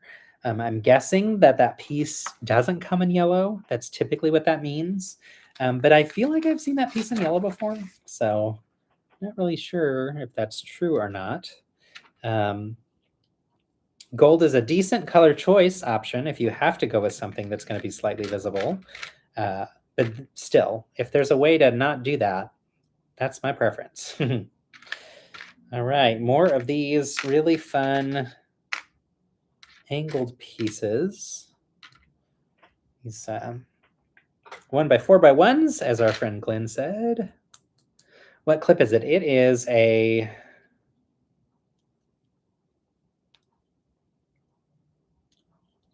Let's see if I can just pull it out to show you, but I don't think I can.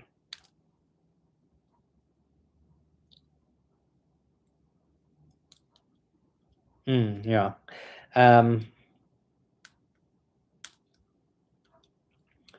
It's a flat piece with a clip that's the same orientation as the flat, if that makes sense. It's a 1x2 plate with a clip on the end that's this way, not this way, if that makes sense.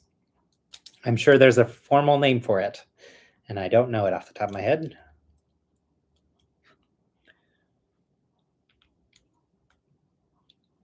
All right, we're getting more of that shape there, which is fun. Now we're adding more of these. Oh, yay! So now we're getting the pink as well. So there's... I knew that Pikachu was a fan of Wicked. Pink and green details all hidden within. Yes! 1x2 flat clip. Yes, that's probably the technical term for it. Thank you. We got there, y'all. Okay, finally we get to use the long one. That's cool. Ta-da! So this goes here. Now we're using a regular slope here to make more of that angle. And then now we get more pink and green. Yes! Pikachu! I knew I loved you for some reason. All right, using a lot of these wonderful three-sided snot bricks in pink and green, and those are going to get buried within. And then we're also using a regular yellow one on top.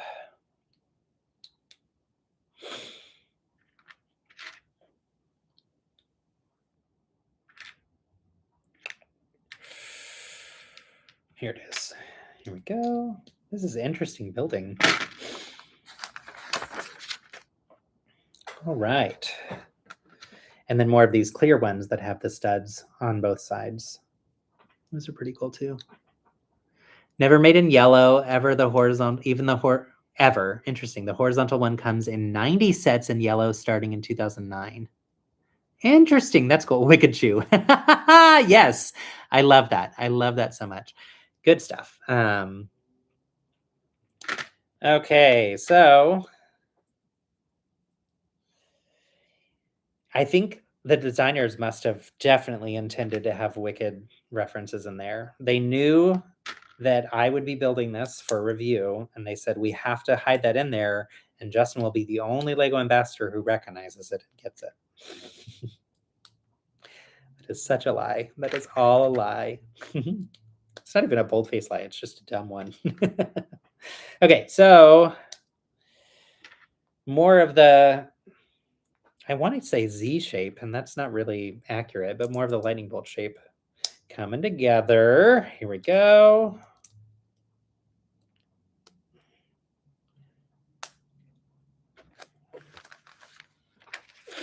All right, and then we turn this sideways and we start to cover it with some plates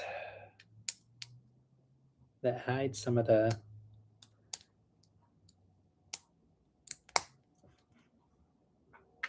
colorful bits on the inside.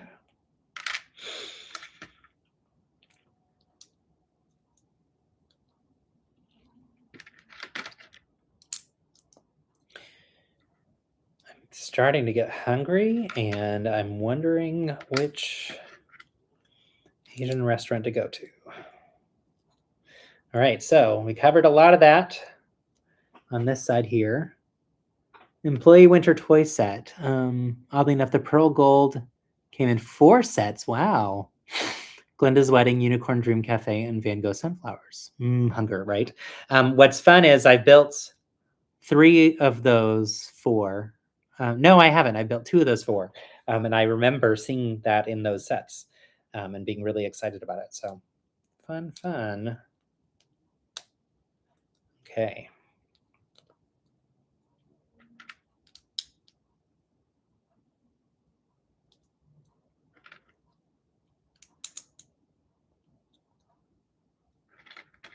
All right, so covering up all that hidden Wicked fandom on either side. And then this is going to clip on here. Oh my gosh, the shaping. This is so good, y'all. This is so good. And then we finish it off with these big ones. So now his fandom, or their fandom of Wicked, is hidden deep within. It's a secret. So we have that. And you're all going to be so happy because you asked, can you make it male or female? And I'm happy to say, when you go to the next step, it shows you both options. So the male version is just adding this on, like so. So that would be male Pikachu, which actually looks really nice. And the female version is a little bit more in depth. A little bit larger, actually.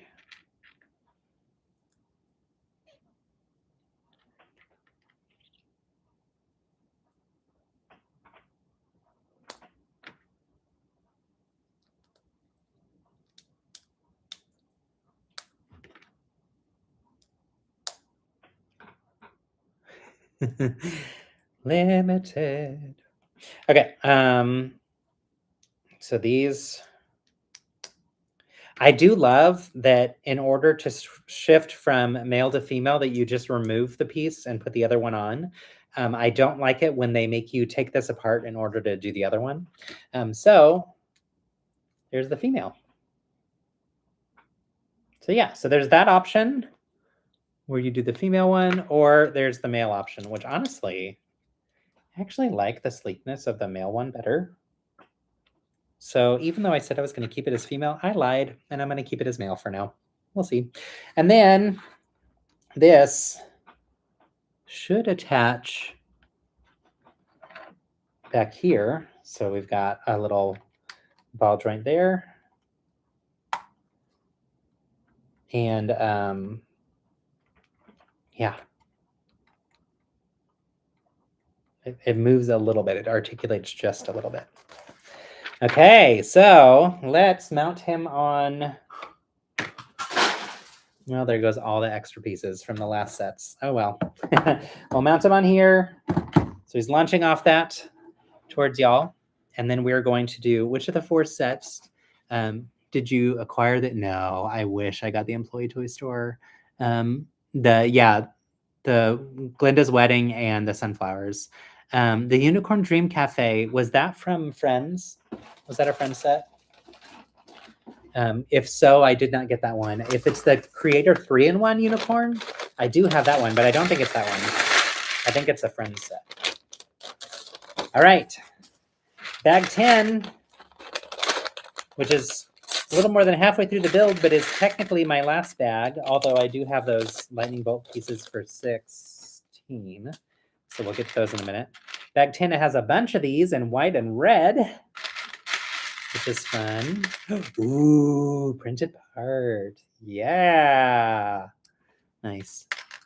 Yes, okay, that's this year's Friends set. Yes, so they offered me the Wave of Friends to review, and I declined them. And they also offered me the Dreams Wave to review, and I declined them because I knew this one was coming, and I had the modular and Iron Man and the whole Marvel Wave and the whole Disney Wave, and it was a lot. And I say all that not complaining at all, but I turned down those 2 waves because if you accept them, you're on the hook to build them and review them. So I wanted to make sure that I was being kind to myself, and I knew that I had the project that I was getting paid for from Just Salad, and so I wanted to make sure that I was giving myself enough time to dedicate to those. And we get offered them before you actually know what the sets are. I just knew it was the Friends Wave, but we don't actually see them yet usually unless they've been leaked online. So then once they were revealed and I saw all the Friends sets, I was so disappointed that I didn't accept it because there were so many good ones this time. They're always good though. I'm really impressed with the waves for Dreams lately. So, all right. So this is going to be a slightly different technique than the Lowell sphere that I'm used to. And I love that. It's fun to learn a new way to build a ball.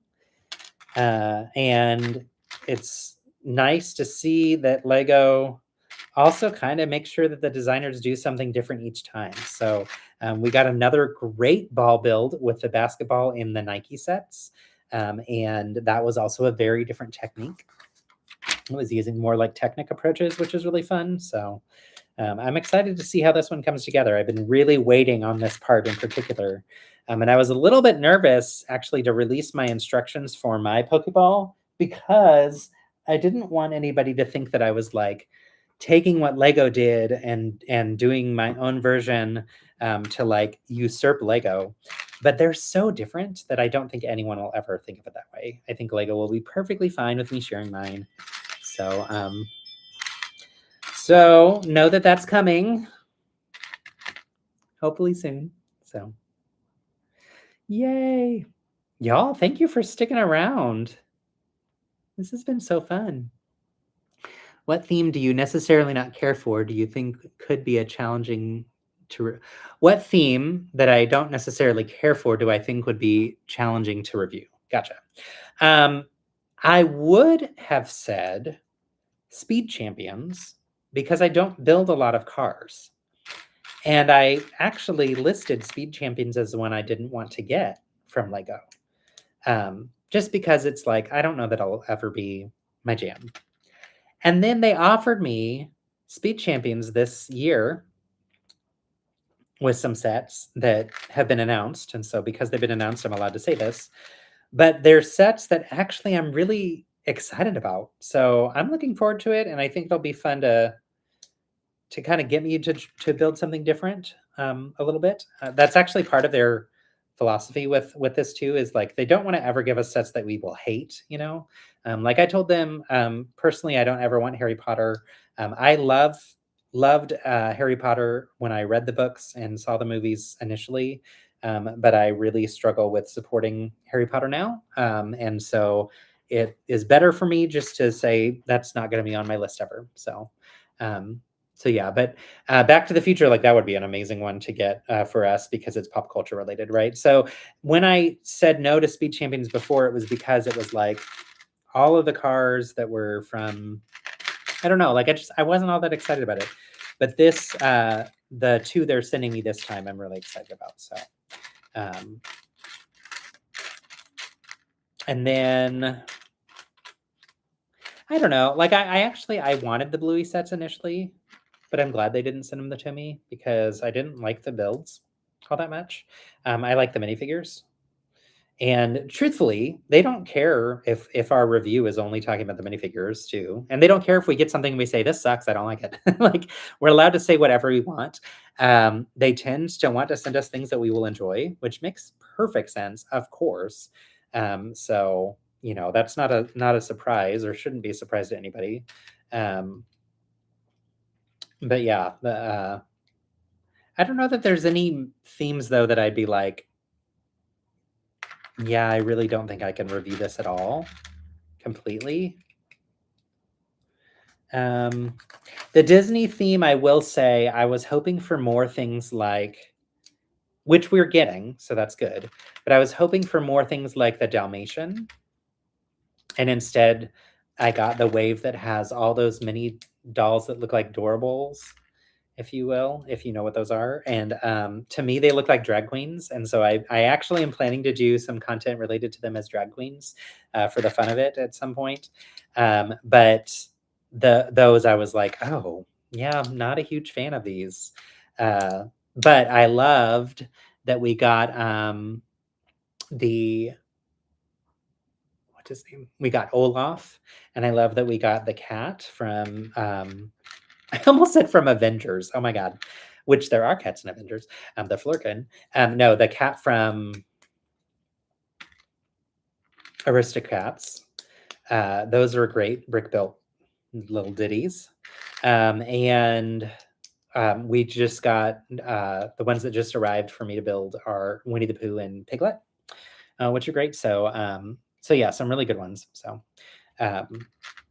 I still accept the Disney waves because they come with some really cool sets, but they also come with some that I'm like, that's not geared towards me, and that's okay. So, which are the Disney drag sets? Look up, see if you can look up Mini Elsa and Mini Anna. I think if you look those up, yes, that one. It's just like, as I was building them, I was like, these are the cheesiest. I don't like these at all. And then once I had them all built, I was like, I kind of like these. They're really ugly, and I love how ugly they are. And their makeup definitely is giving me drag vibes. And we were watching some drag show probably around the time when I was building it. So yeah, right, the makeup. Like, come on though. So I intend to do some kind of fun drag themed silliness with them. So which I'm sure it's going to anger somebody. There will be someone out there who's real pissed off about that. And I say, bring it on. Bring on your rage, angry person. Drag is not dangerous. Drag is not evil. Drag is perfectly fine. It's an art form, and there's no need to be afraid of it. And Drag Story Hour is geared towards children, and so they operate as it being geared towards children. This is a rant I could go on and on about, y'all. Yes, Trixie Mattel makeup, right? Like it's so giving that. So I got very excited about fun future possibilities with it. So, oh my goodness, I'm not showing you any of the build techniques with this. I'm sorry. Let me give you a moment. Cheers, snaps. Yes. Thanks, friends. I knew I was among fellow fans who would be supportive. Okay, so look at nice rounded shape. Good use of that. It's also going to be where it can open, which I love. That's different than mine, which cannot open. And then you're using some snot bricks on the sides to attach those rounded pieces.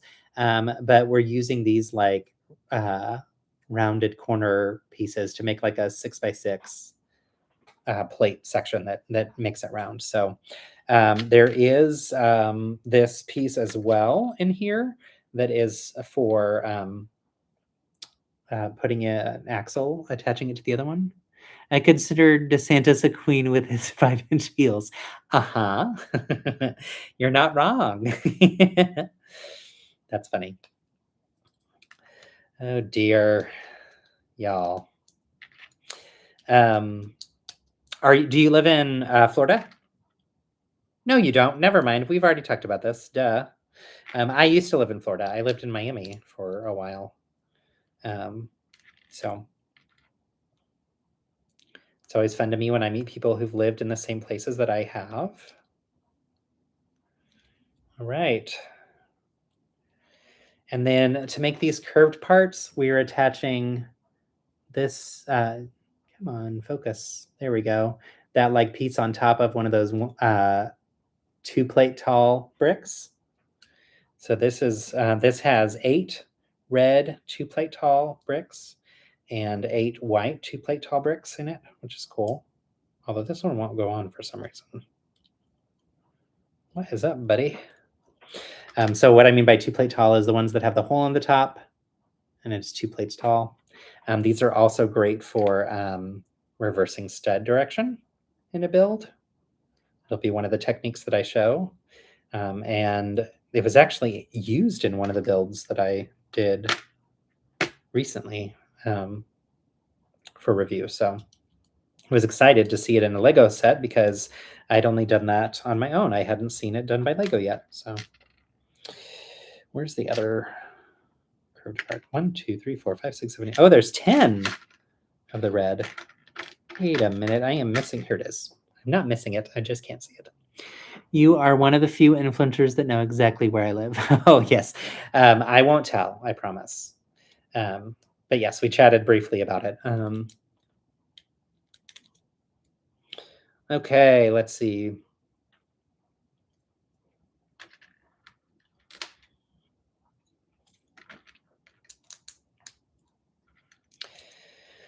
Y'all, we're getting close, and it's 5:20, so I definitely have gone over my time that I said I was going to, but I appreciate y'all still hanging tight with me.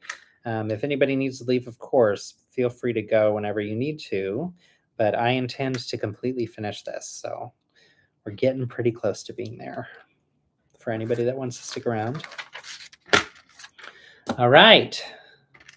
Now let's attach these these rounded pieces. So we attach them on the side, like so. And like I said, I think this is new to me, the half circle version of this. I've only seen it in quarter circle version, I think.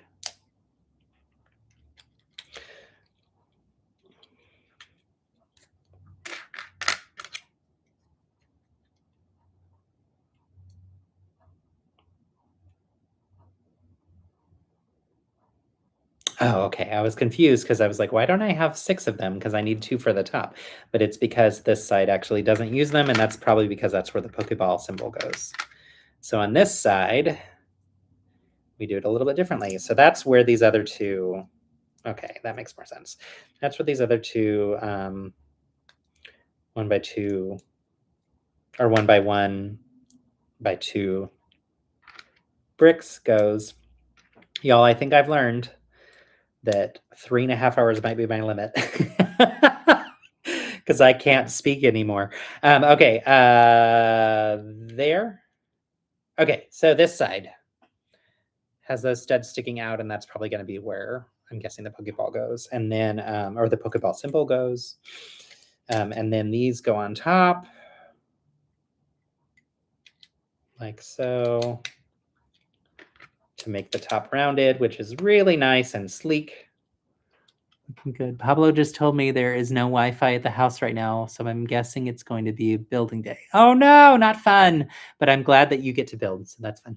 Don't forget to like the stream. Oh, thank you, Zach. Or in this case, choose that like button. Pika pika. Thank you so much. I appreciate you sharing that shout out. Yeah, it's silly, but it actually makes a difference. So I appreciate when y'all are open to doing that. So okay, so here we go. Here's how we attach them. So in here, there was that piece that we can put in here. This is going to then attach. Oh, I did this on the wrong side. Da, da, da. Please hold. It's important to build it the way it's supposed to go. Okay, so now that we have that right, this can go like this. So it's got its mouth open, which is super cute. And then we put this here on the front. We have the Pokeball open, which is great, right? So another option is we can take this. Oh wait, I forgot to put these on, y'all. Goodness gracious.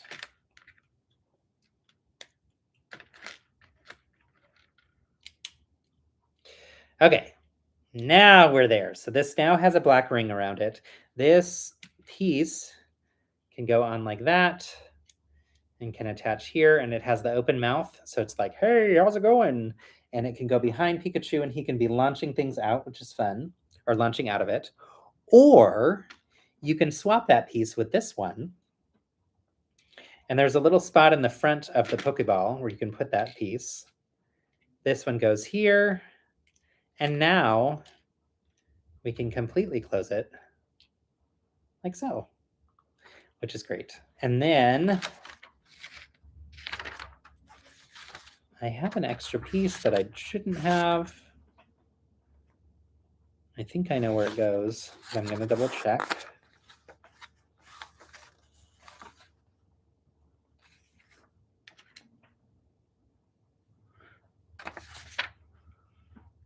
Okay, yeah. So I have this white tile.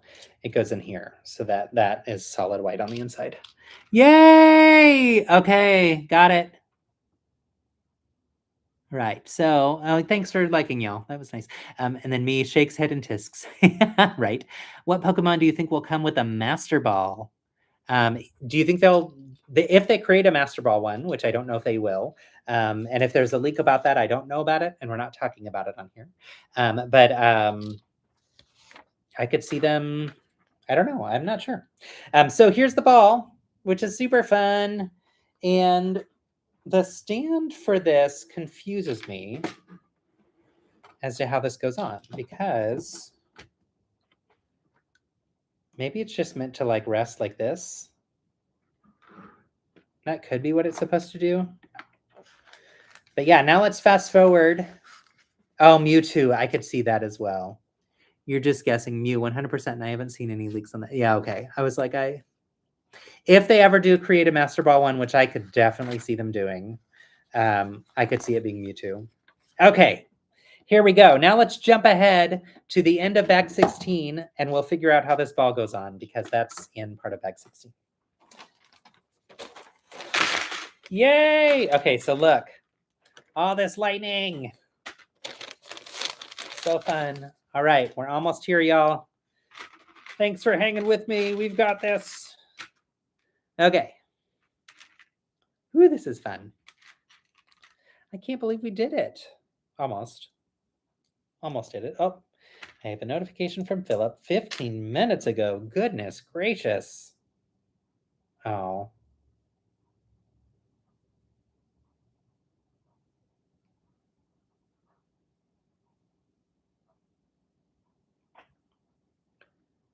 He says,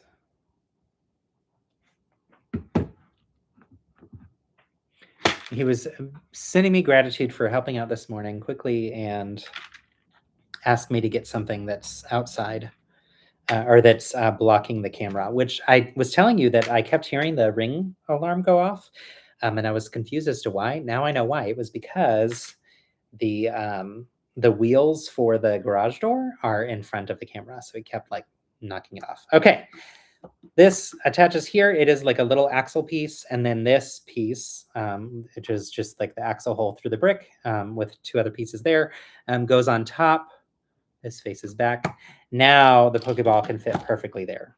So that makes a lot of sense. And then we attach all these fun zap pieces so that Pikachu is absolutely electrifying. He's electrifying. Okay, so we've got this little one first, which is cute. We get 1, 2, 3, 4, 5 of those. So this one starts here. Okay. And it's going to go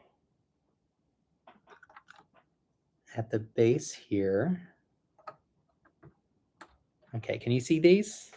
Are you able to see them as we go? I'll tilt this down a little bit more. So it's right here, and it's coming off of the pole that goes up. That holds up our buddy. Now we have the next section. All right, and this one gets a couple of these. So there's one here and one here. And these go in this. Oh, cool. So these go in the side. Right there, which is also fun because then you can like position them a little bit different. I'll twist it around and show you once I'm done. It might actually have the same on the other side there too. So, and then we got the same on the other side again. This is cool. This is really cool. And it's like very satisfying to finish this off this way. All right, so another of these two. Okay, and these go up one.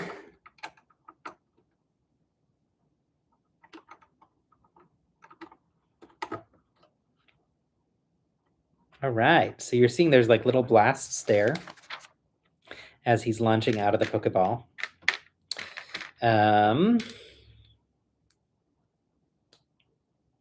All right, let's see. What is everybody having for dinner? If it's dinner time in your place. Please tell me you're all eating. I need to figure out where I want to go for Asian food.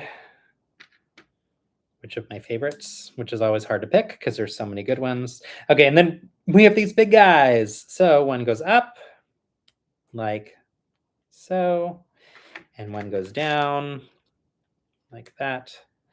And these go, actually, wait, it goes like that and like that, I think. Okay, these go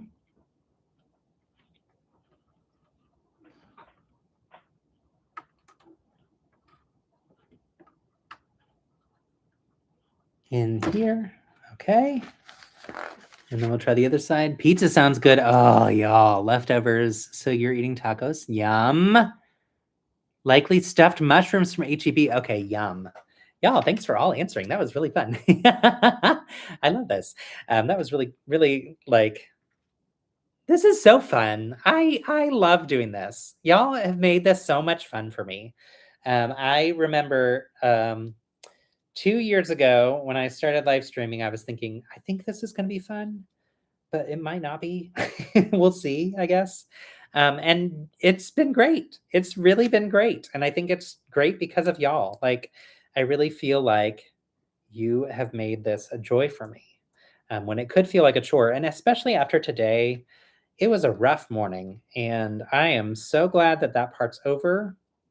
I wish the payment part of it was over, but you know, that's okay. We're going to have a new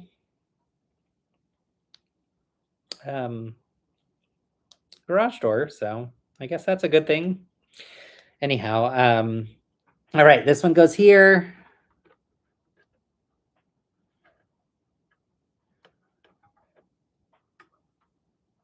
Ta-da! We did it! All right. Last time you were in Austin, Ramen Tatsuya. Yes. Yes, yes, yes. I love Ramen Tatsuya. That is one that Philip will do with me quite a bit, though. So, yeah. Because he does that one quite a bit with me, I typically like to get something else when he's away. Okay, so this makes more sense. I was a little confused by this, but on the tail,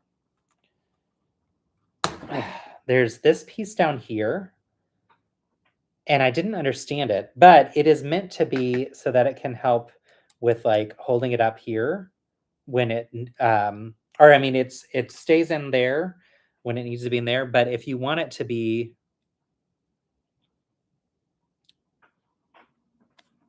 let me look at the instructions again. Okay. When he is on this little stand, having this stick out this far is good because it helps hold the weight. When he's not on the little stand and he's just hanging out up top, you move it back to here when it attaches, and that way it doesn't look awkward because it's like obvious. Okay, but I'm confused. Why is this the weight is? There we go.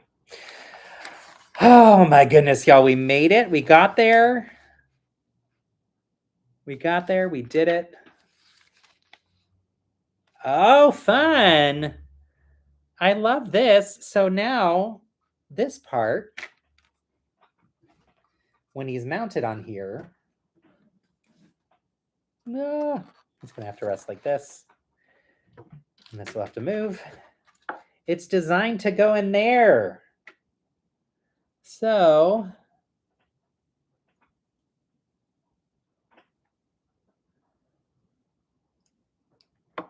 that can go in like so.